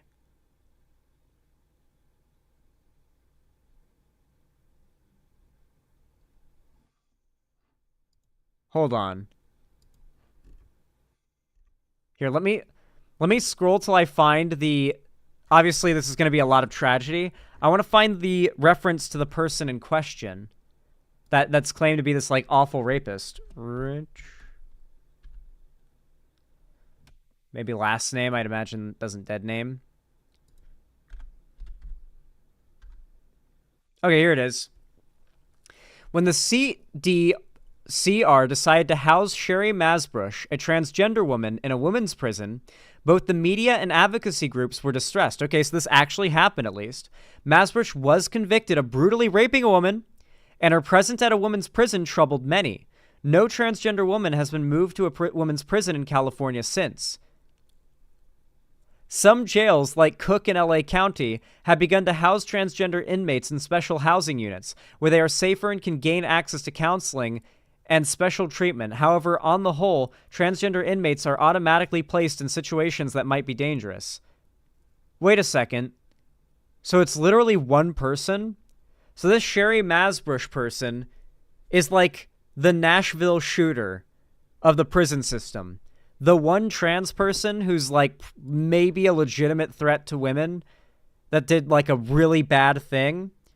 And it's like, everyone agrees is bad, but now the right is going to say, this one person did a thing. There is an explosion in this. I don't know if you guys have noticed, but, like, Grums and his sphere are freaking out about Call of Duty.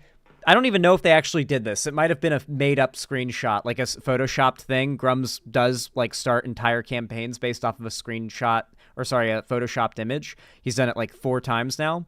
But apparently they added, like, a trans bullet skin to the game, and Grum's response was, how could you do this when there is a explosion in transgender terrorism? And then it's like, there was the one shooter, guys. Come on. Like, you had one person, and now it's like it's been years now, and it's going to be an explosion and transgender violence. At this point, we might as well just say all white dudes are terrorists, right? If we're really going to go that way with shootings, okay? Like, if we want to do the math, then all white dudes are terrorists now. Like, I don't know what to tell you. Yeah. Honestly, just for using this as a source, I think Buck Angel is, like, actually, like bile. Like, actually, like, a pile of steaming shit. Let's read some of the comments. I have never heard of a trans man prisoner demanding to be put in a men's prison. Never. And then Buck Angel hearted that. Yeah, that's actually the joke, is that Buck Angel himself would insist that he's a woman and be the, like, tall, muscular, bearded, bald man insisting on being put into a woman's prison. Using tax dollars to pay for tampons for men. To call that insanity is to be too kind. Jesus Christ, that's happening. As a woman who was raped by a few different people before I hit double digits, I don't feel comfortable with men taking over women's spaces like bathrooms and locker rooms. Too bad, too bad. There will be many women who have been raped that will try to push against the trans acceptance movement because they will never see trans women as not a threat. Their uncomfortableness with trans identity does not trump people's rights. They can go fuck themselves. Like, yeah, like tell them, I'm sorry that happened to you, but get over yourself. That is the only valid response to people who say, well, I was raped and I don't feel comfortable with trans people. Yeah, go fuck yourself. Trans people are still allowed to use public facilities. Anyway, with all that said, I think this was a pretty good segment. If you thought I said good stuff and you agree with what I had to say, then please consider dropping a like. It really does mean a lot to me, seriously. And of course, if you haven't already, subscribe and ring the bell icon if you haven't already so YouTube tells you when I go live or upload a new video. Follow my social medias linked down below so you see more from me, of course. And don't forget, if you want to support me directly financially to help me pay my bills, keep food in my belly, and of course help to raise money for the quail content that's coming soon. I need a new camera and I need a quail incubator and a coop. Then please consider donating, subscribing, or gifting us up on my website, xanderhall.com/live, or supporting me through YouTube, Twitch, Streamlabs, StreamElements, Patreon, or buying merch through the Streamlabs link down below. Regardless of how you support me, though, I really do appreciate it. Thank you for watching, and I hope you have a good one. Nice! That was a solid segment. What do you guys think? I feel like it came out pretty good. So it turns out it's literally one person. One person was transferred. Wait, an incubator? How many quail are you getting? Wait, like that's how you get the quail, Hikari. You order eggs and then you incubate them. And the amount I will get will be 6 to 8. I'm gonna try to get between 6 and 8 hens. Just hens, ideally, so they lay eggs. Yeah, but how many eggs? It depends. I'm going to start with 8 eggs, and then if 8 hatch, then that's a W. If, like, only 4 hatch, then I can just get, like, however many more I want, and then, like, incubate that. And then if, like, only a few of those hatch, I get however many more I want, and then, yeah, eventually I'll just make sure I cannot possibly hatch more than what I can accommodate and what I can legally have, which is in the Seattle city limits, I can have up to 8 quail.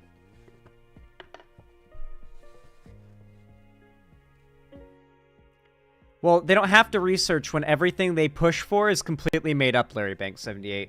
My sources, I made it the fuck up! Sadly, we are on the downside of having to look up sources and, like, do research and cite things, you know? Alright. I got one more segment in for all of us today. I hope you guys are excited.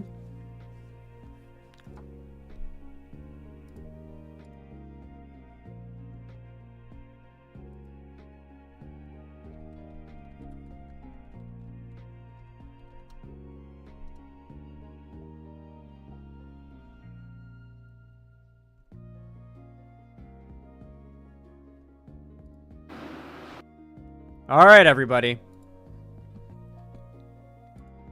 Y'all know what to do when I say action, right? 3, 2, 1, action. So, guys, I don't know how I feel entirely about this decision by Biden. Now, obviously, the title is a little bit clickbaity. The whole, like, rare Biden L? The whole thing, there is a fair amount of evidence to suggest that this could actually be some, like, 5-head actual 4D chess moves by Biden, as he'll explain momentarily, supposedly. There is a big problem when it comes to the backlog of asylum seeker evaluation in our immigration system.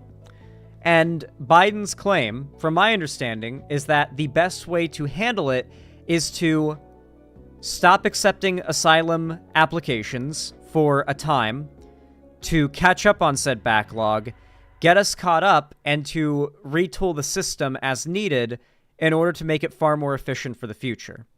However, in the meantime, This does mean that we've got to deal with this headline. Biden announces new immigration actions, restricting asylum for migrants crossing the southern border. And while this will appeal, no doubt, to even a lot of, average majority Democrats, who are even themselves kind of sticklers for immigration, this is definitely going to disenfranchise those, barely wanting to vote for Biden hyper-progressives, such as myself. But, yeah. Well, I mean, obviously I want to vote for Biden, but, there are people that are in this sphere that much less enthusiastic. Asylum and immigration is 40 years backlogged, for the record. Yes, that is true, Delancer. It is 4 decades backlogged. There's a reason why Biden is saying we need to, really sweep the table clear here and, set it all back up from square one, 4 months Let's hear him ago, out. after weeks of intense negotiation between my staff and Democrats and Republicans. Oh, not to mention, if the Republicans block this, it's another example of them, clearly not wanting to, quote-unquote, solve the immigration crisis that so many of their voters are concerned about, while Biden is so publicly and clearly trying to do it, So it's just, if the Republicans stop this or go after him for it, it's going to look bad for all those Republicans that do that, once again. We came to a clear bipartisan deal. It was the strongest border security agreement in decades. That's but what then, he's referencing. Republicans in Congress, not all, but walked away from it. Why? Because Donald Trump told them to. He told the Republicans, it has been published widely by many of you, that he didn't want to fix the issue. He wanted to use it to attack me. Yep, that is completely true. As a matter of fact, a good example of someone who talked about this and even condemned it is Mitt Romney. Mitt Romney got really pissed off and criticized the House Republicans who blocked this bill because they, and I quote, it wasn't Biden's problem to solve. It's Trump's problem to solve. That's what he wanted to do. It was a cynical and an extremely cynical political move and a complete disservice to the American people who are looking for us to not to weaponize the border, but to fix it. Today, I'm joined by a bipartisan group of governors, members of Congress, mayors, law enforcement officials, most of whom live and work along the southern border. They know the border is not a political issue to be weaponized. The responsibility we have to share to do something about it. They don't have time for the games played in Washington, and neither do the American people. So today, I'm moving past Republican obstruction and using the executive authorities available to me as president to do what I can on my own to address the border. Frankly, I would have preferred to address this issue through a bipartisan. Man, I feel bad that Biden has mush mouth. I get it sometimes too. You'll notice when I'm tired and I'm streaming, I'll start stringing words together and they become less enunciated and harder to pick apart and understand. It's hard, especially when you're probably talking all day and probably doing a pretty stressful job day to day. It's hard not to get mush mouth, especially when you're speaking to a massive crowd of people and it's fuck, I've got a 9-minute speech I've got to do. And I got to remember every bit of it, and I've got to not slur my words or get mush mouth, What's up, Evie Gretel? Good to see you. Partisan legislation, because that's the only way to actually get the kind of system we have now that's broken, fixed, to hire more Border Patrol agents, more asylum officers, more judges. But Republicans have left me no choice. Today, I'm announcing actions to bar migrants who cross our southern border unlawfully. The president of Mexico and some Central American presidents are working with and support Biden on this. That's actually really good. From what I understand, I'm probably going to cover this. Didn't the, isn't the new president of Mexico going to be a socialist woman who's also a climate, really climate aware, a climate scientist, I think. Yeah. Yeah, I saw that shit on Twitter. Looked good. Happy to hear it. That's some good news. Brianna Joy Gray got fired. That goes hard. That's some good news, Heavy Gretel. Thank you for letting me know. From receiving asylum. Migrants will be restricted from receiving asylum at our southern border unless they seek it after entering through an established lawful process. And those who seek to come to the United States legally, for example, by making an appointment and coming to a port of entry, asylum will still. Some people in Vosh's chat for some reason didn't like her. Well, a lot of the like shitting on Biden content that Vosh has been doing lately is attracting the like fuck libs. They're just as bad, if not worse, than fascists crowd. You know. Be available to them, still available. But if an individual chooses not to use our legal pathways, if they choose to come without permission and against the law, they'll be restricted from receiving asylum and staying in the United States. This action will help us gain control of our border, restore order into the... Ports of entry will still be open? Yes, of course, Delancer. This is not like Biden locking down the border. On paper and headline-wise, dishonest actors will be able to push it that way if they want to, but you can clearly hear his words and what he's actually saying. This is not about, like, locking people out of the country and securing the border. It's about catching up on that backlog and fixing our immigration system that's so broken right now that Moist Critical is suing U.S. immigration. It's a bad system. You know what? I choose to believe that Moist Critical bringing attention to how bad the U.S. immigration system is, that's what caused this. Biden's a big Critical fan. He's like, oh, Jack, this can't do. Moist Esports needs to take off. Process. This ban will remain in place until the number of people trying to enter illegally is reduced to a level that our system can affect. I don't understand that whole libs are just as bad as fascist rhetoric. How are you that dense? The quote, liberalism is the moderate wing of fascism, is basically just another quippy bullshit slogan that sounds nice to, like, college students and people who are, like, still have the brains of college students as adults and 14-year-olds that, like, LARP and wear Ushankas on the internet.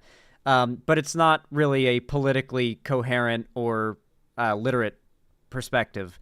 It's honestly something that when I hear it, I stop taking people as seriously once they say it. Liberalism is not even close to the moderate wing of fascism when you consider that Trump is like the shallow end of fascism.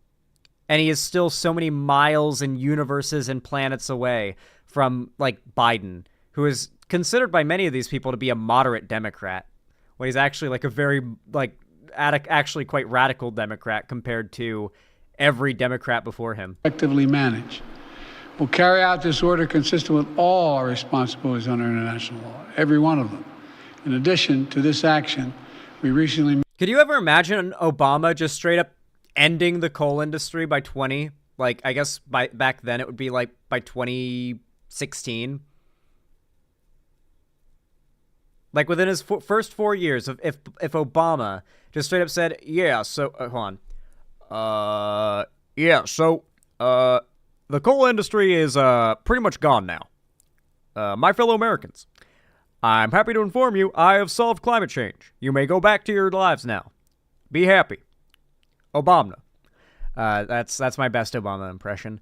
Yeah, so basically like you couldn't imagine doing something like that. Biden did that. You know, that's a pretty big jump in, like, beliefs. Made important reforms in our asylum system, more efficient and more secure reforms. Yeah, he was getting mad at The those goal is people to deliver being dumb. decisions on asylum as quickly as possible. The quicker decision means that a migrant is less likely to pay a criminal smuggler thousands of dollars to take him on a dangerous journey, knowing that if in fact they move in the wrong direction, they're returned around quickly. And 2 weeks ago, the Department of Justice stated... This is true. This is also a good way to choke out organized crime along the border, which is really where the actual danger is. It's the organized crime, not like random families and asylum seekers and immigrants trying to get into America to live a life. Started a new docket in the immigration courts to address cases where people who've recently crossed the border they make a decision within 6 months rather than 6 years, because that's what happens now. Additionally, the Department of Homeland Security has proposed new rules to allow federal law enforcement to more quickly remove asylum seekers that have criminal convictions and remove them from the United States.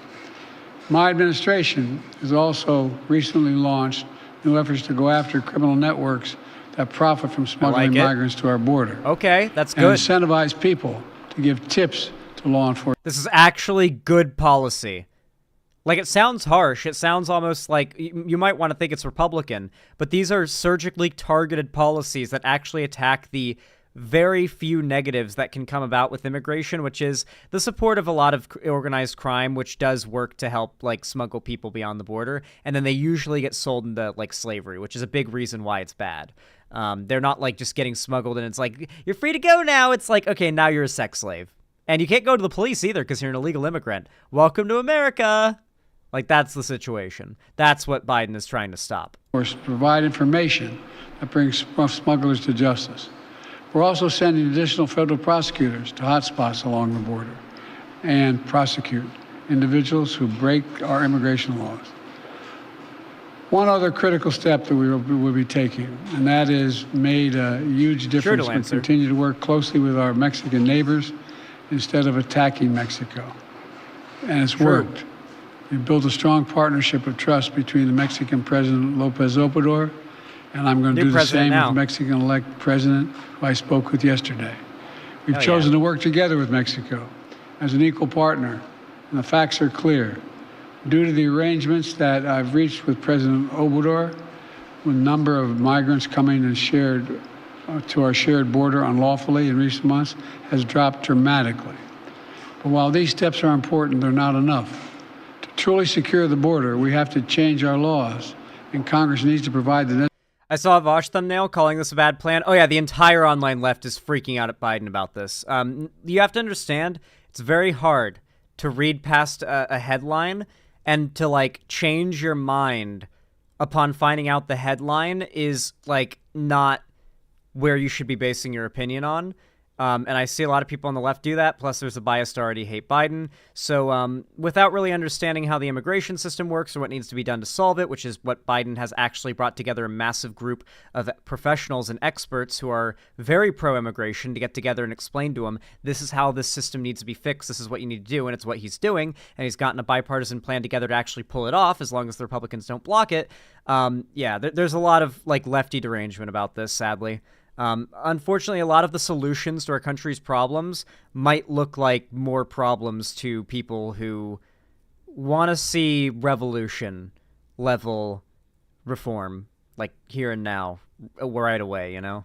Necessary funding to hire 1,500 more border security agents, 100 more immigration judges to help tackle the backlog of cases, more than 2 million of them, 4,300 more asylum officers, to make decisions in less than 6 months instead of 6 years, which is what it takes now, and around 100 more high-tech detection machines to significantly increase the ability to screen and stop fentanyl being smuggled into the United States.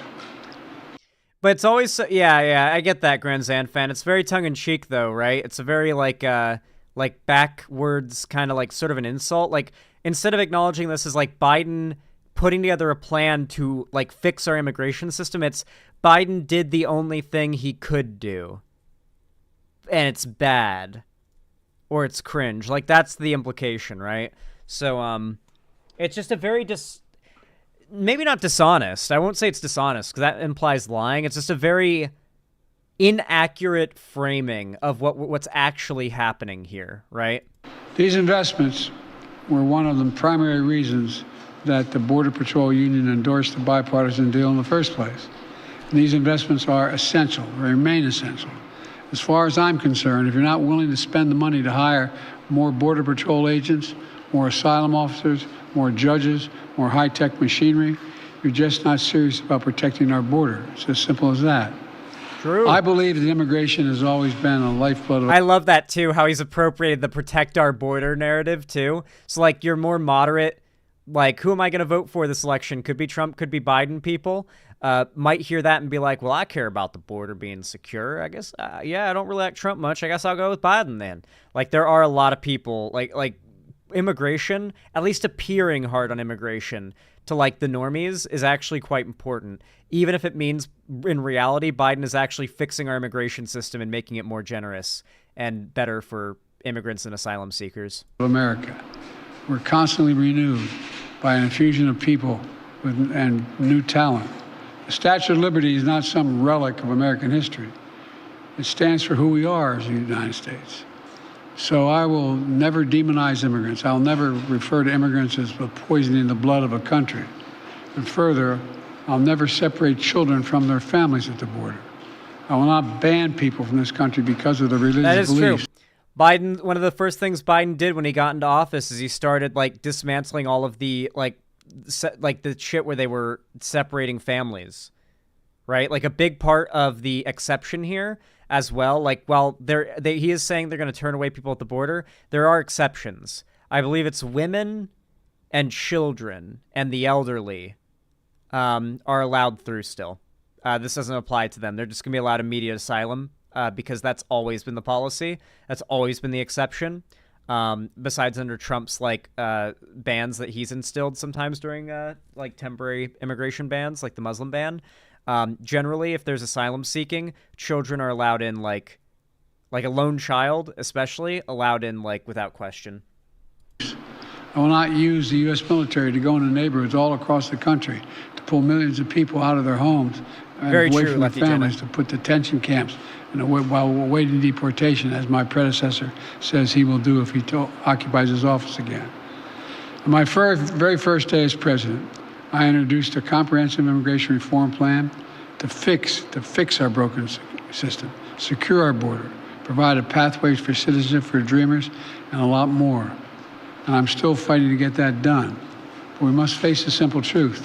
To protect America as a land that welcomes immigrants, we must first secure the border and secure it now.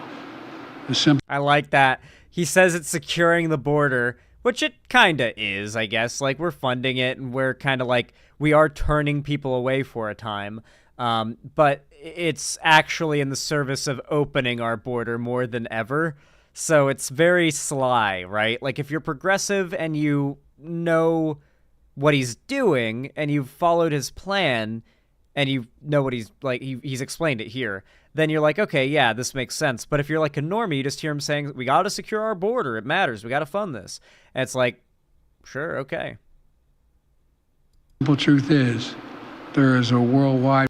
Hey, nah, listen. I see you in chat. You don't want to die on that hill, bro. You should stop. You don't want to die on that hill. Migrant crisis.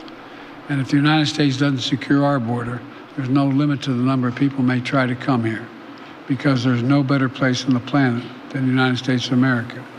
For those who say the steps I've taken are too strict, I say to you that be patient, and goodwill of American people are wearing thin right now. Doing nothing is not an option. We have to act. We must act consistent with both our law and our values as Americans. I'll take these steps today, not to walk away from who we are as Americans, but to make sure we preserve who we are for future generations to come. Today, I've spoken about what we need to do to secure the border. In the weeks ahead, and I mean the weeks ahead, I'll speak to how we can make our immigration system more fair and more just. Let's fix the problem and stop fighting about it. I'm doing my part. We're doing our part. Congressional Republicans should do their part. Thank you very much. Zandy, you believe the allegations? What allegations? I saw the original clip. Yeah, this is obviously going to get a broad variety of coverage from different outlets. You're going to have the right-wing outlets that are going to probably try to pick it apart and find a way to say that this is like, they're going to probably recognize the fact that this is Biden actually helping immigrants, and they're going to try to do the whole, like, Biden's going to open the border, he's tricking you, which is honestly closer to the truth than most outlets are going to report. You're going to get left-wing outlets that are probably going to be far harsher on Biden for this than usual. And then hopefully, maybe once in a blue moon, you'll get some more sensible, progressive outlets that are going to give a fair shake to what Biden's doing here, right? And I'd like to think I'm one of them. I'd like to think I'm one of the sensible outlets.